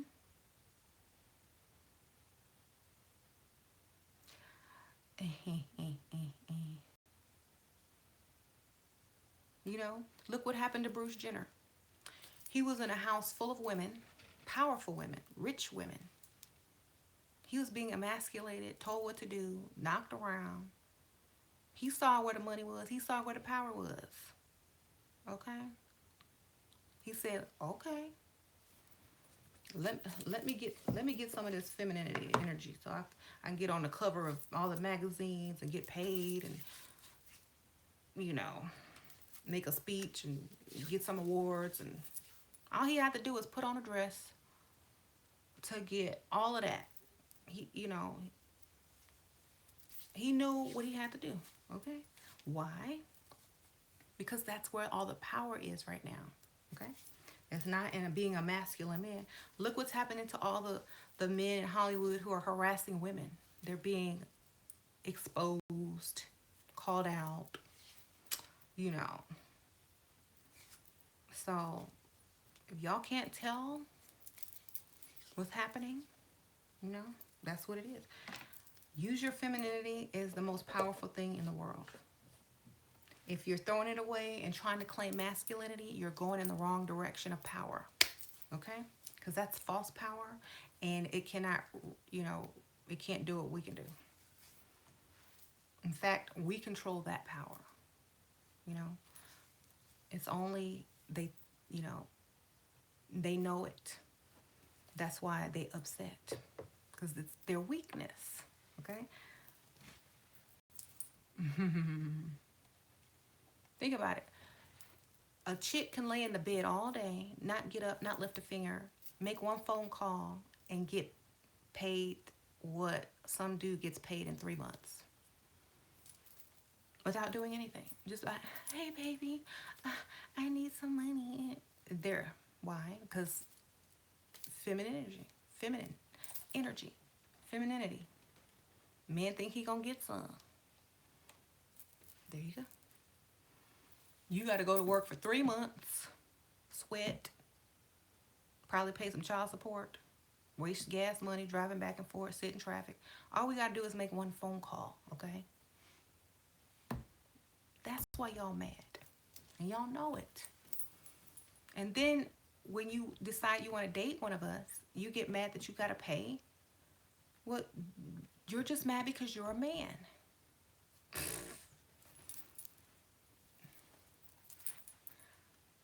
That's all, you know. If you do what it takes to be a masculine man, it wouldn't be so bad to be a man, you know.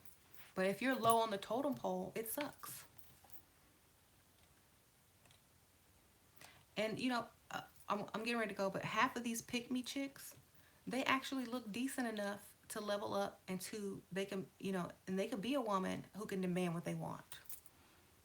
But nobody ever taught them anything or told them anything, or they never had the confidence to do so. But they actually could. And I already know they could.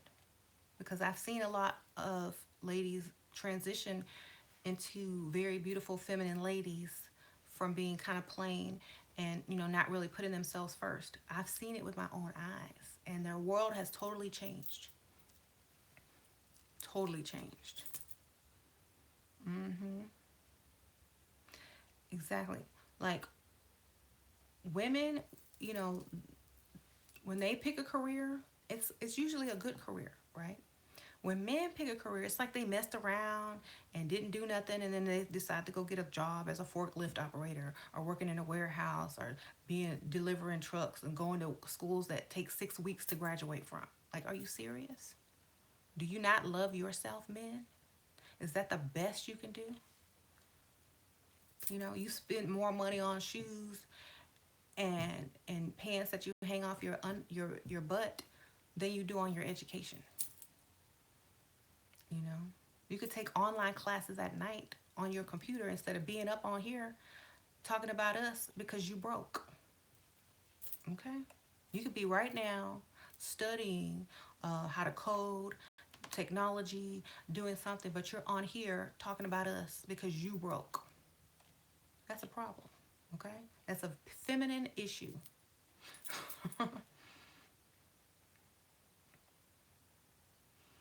Mm-hmm.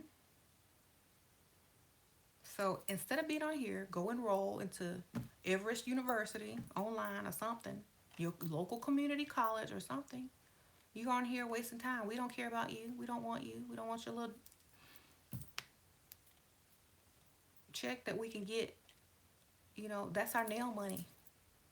You know, some people's check is one, okay, some people's nails is 1/4 of a man's weekly check. Okay? And that's sad. The average man's weekly check, 1/4 of his check is probably how much somebody's nails cost. So that's reality. So we're not after you. You can't even get our nails done and pay your bills.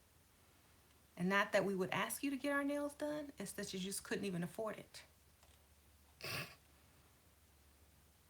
Okay. Someone says, I love my forklift. See, there go one right there. So you gonna drive a forklift for the rest of your life? Is that what you're gonna do? You think some woman is gonna be like, oh, my forklift king, oh my God, you're just what I've always dreamed of, to marry a forklift operator. That is it. That's it. I'm done. I done found the one. That's my soulmate. You know? Wow.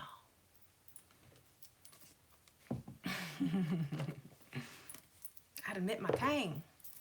That's a good job. He can work anywhere. They always hire for them.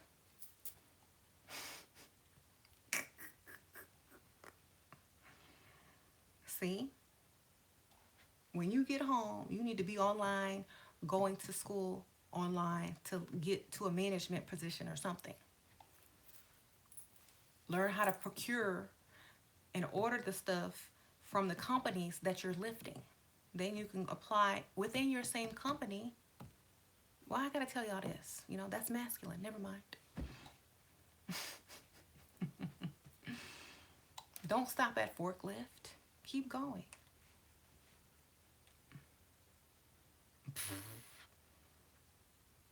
And how much do forklift operators make? Somebody saying $12. Let me look this up. Average salary of forklift operator, driver, whatever. We're gonna see. Because this is your ambition. It's not good. $15 an hour. Some will get 20. Ooh, that's the average. That's good. 15 and 20. So if you work 40 hours, let's just say you make, I'll give you 17. Let's just say you make $17 an hour, and oh shoot, and you make $17 an hour and you work 40 hours. How much you gonna make? 17. Oh, do I have a calculator on here? Click. Online calculator, because I'm on my phone. Let's see. What are we working with? I'm so blind. Minus taxes. I don't know how much taxes are, but I'm pretty sure they're going to take at least $50 out. And so minus $50.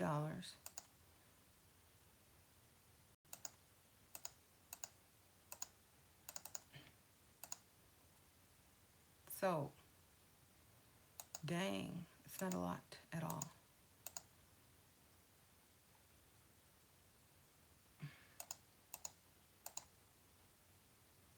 Okay, so you'll make around $600.30 for 40 hours. I mean, $630. That's minus $50 of taxes. Now, if you got children and you pay child support, you're going to lose 20% of that. Then you have to pay your bills out of that. So how are you going to date? Where's your money to date?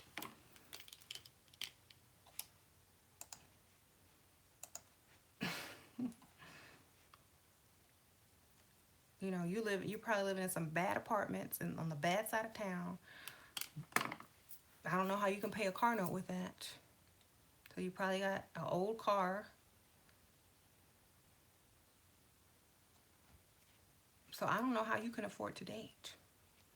You know, we can get that in 1 minute on the phone. Talk about our dog is dying. So don't be mad. Level up. Apply for the management position, then apply for the corporate position. Then keep going. You don't stop at forklift. That's not good enough. Okay.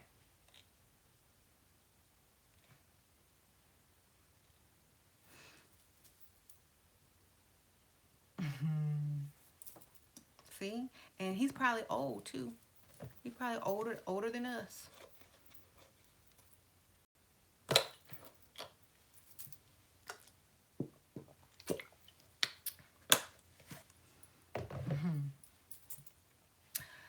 A ton of pick-me see those jobs as manly, so they don't mind and choose love. Yeah, but they're working just as hard.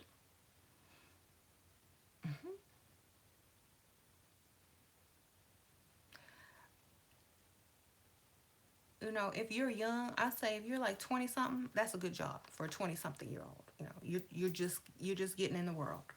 30 something, you should be trying to transfer out into management or a different type of job, or getting some type of degree or certificate in something to make more money. After your 30s, you should be trying to apply to the corporate, mid 30s, you should be applying for corporate position in that company. You know, if you can't afford college or some type of, career field, work your way up in the workforce. Okay, you don't stay there forever. You don't be a forklift for 20 years. Okay, you level up. If you can't do that, how are we supposed to look up to you? You know, you doing the same job as you were doing when you were 20. That makes zero sense. So if you don't see the problem, then, you are the problem.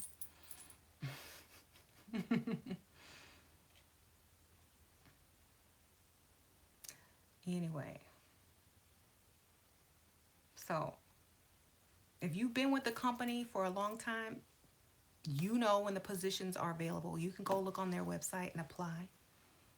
You can go take some courses that are required, or something that's required for you to get that position, because it's going to tell you in the listing, what's required. Then you can go get it. And chances are they will hire you before they'd hire somebody on the outside, because all your paperwork is done, your background check is done. They don't have to spend as much money on you getting you signed up and into the system and blah, blah, blah, blah, blah. But y'all don't think about that. Y'all just think, ooh, this is just good enough for me. Ride this forklift around this warehouse for the rest of my life. And then after I get off, I'm going to go on Shira 7 channel and troll. That's my night. That's it. That's all I do. You know. Then I'm gonna get up and do it again.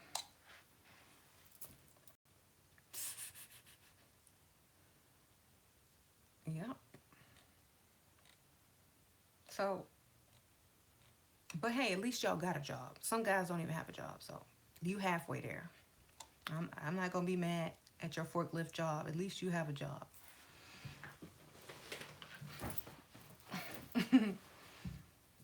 So don't feel too bad. You know, I gotta troll you.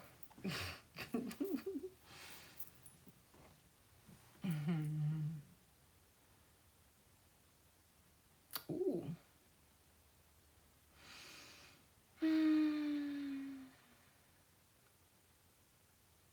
If you have a forklift job, you shouldn't be. No.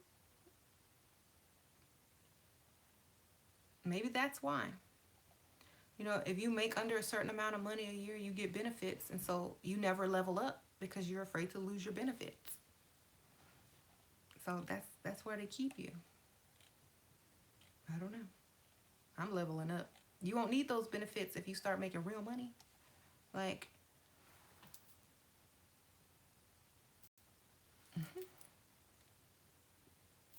anyway.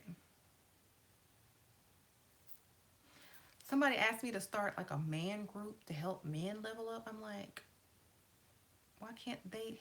Why? Why don't men start those groups? Why do I have to start it? Men need to start a group. How to level up as a man. Stop making excuses and feeling sorry for yourself and figure out how to get to the next level. I mean, we're doing it.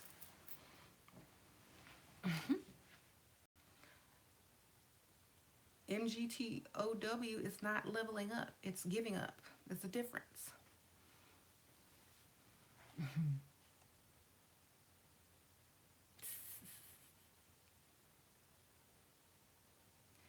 So you just giving up. You haven't leveled up. You just gave up because you don't want to level up. And that's why you have to make women have so low self-esteem because yours is already low. And if hers is higher than yours, you're going to feel real bad. So that's why they come over here and troll because their self-esteem is shot. They probably drive a hatchback, going bald at their mediocre job, probably delivering pizza, coming home to nobody but their cat. Because you know they got cats, not even dogs. They got cats. They're cat men. And that's it.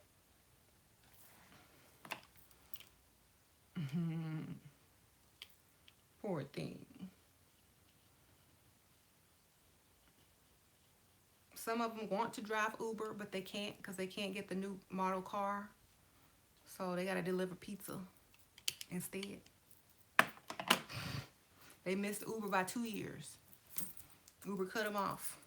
Like, nope, your car's too old. You're too dusty. Go to Pizza Hut.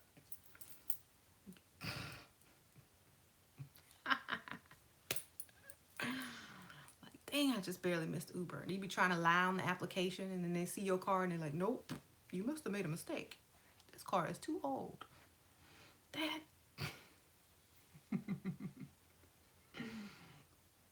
So, you be trying to order parts that's 1 year younger than 1 year older than your car, so you could add the part to it to make it look like a 2014 on a 2010, and it don't fit, and then you got to send the part back.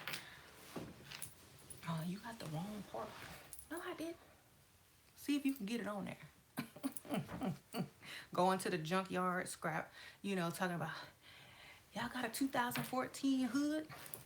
Can y'all put it on?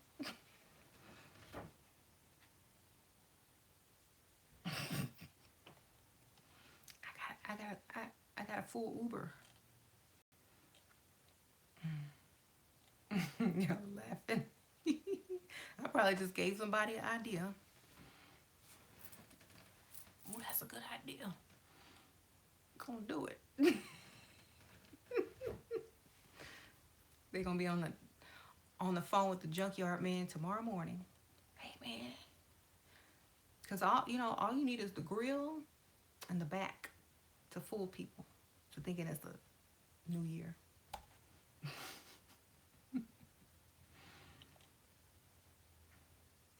Oh, this is a special model, limited edition. They don't on this custom. You can put me on the Uber Black. No.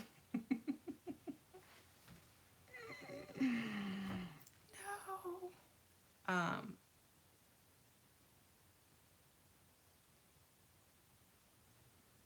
I have nice skin. Do I have tips for skin care? Lots of water. I drink a lot of water. And I let men do everything for me.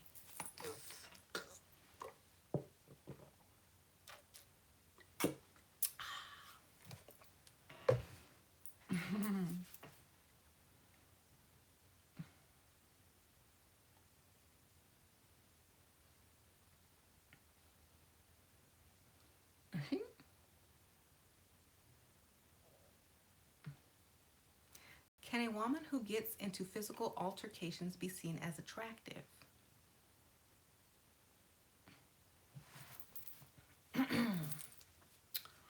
Only if she has on a swimsuit and there's mud involved.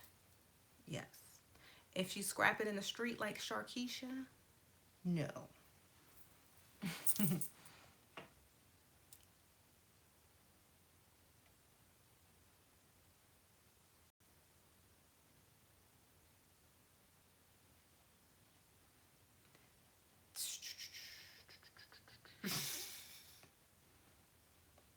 Someone said she's seen as ratchet if you fight.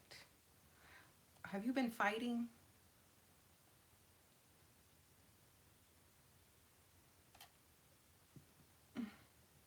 Have you been fighting? Mm-hmm. Yeah, it's not cute to fight, you know. Mm-mm.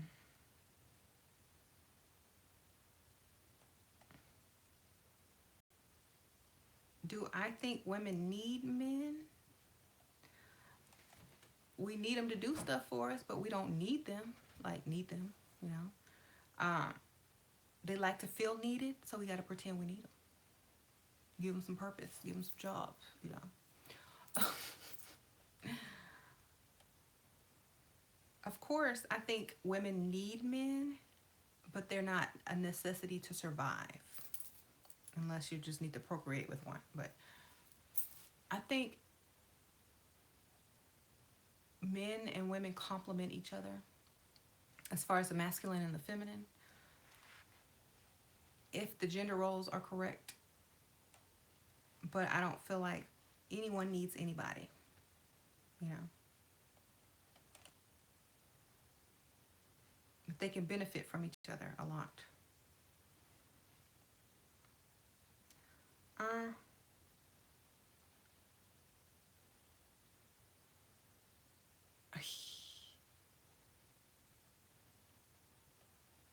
yeah, someone says it's nice to be around masculine energy. It is, yeah. You ever go to like a party or a place and you can always tell the most masculine man in the room by his demeanor, his confidence, you know, how he dresses, how he acts, how he treats women. You can always spot the most masculine man, and then you can always spot the weakest man in there. You know, they're very insecure. They're always trying to talk louder than everybody and prove themselves. They're overcompensating for stuff that they don't have or don't know. They're basically like trying to show off and when nobody's caring, you know. Um, then you can see the masculine woman. You can spot the masculine woman out of the crowd. You know, she's usually talking to a man and he's looking like, please hurry up and finish. Oh my God, shut the hell up. And she doesn't even notice the blank expression on his face. And she just won't shut up. That's the masculine one. And you can tell the feminine woman because her head is tilted. She has a drink and she's smiling and the man is just trying to impress her, and he's talking and she's watching. He's like, you know, and then you can tell the women with low self-esteem because they're hiding. Okay, they're like sitting down, hiding by themselves, or not trying to be noticed. You know, um, but you should really people watch. People watching will help you figure out, you know, the type of person you are as well. Okay, so I'm going. I'll see y'all later. Um, I guess when this uploads, y'all can pick the topic, and I'll look at some topic ideas for next video, and I'll see y'all later.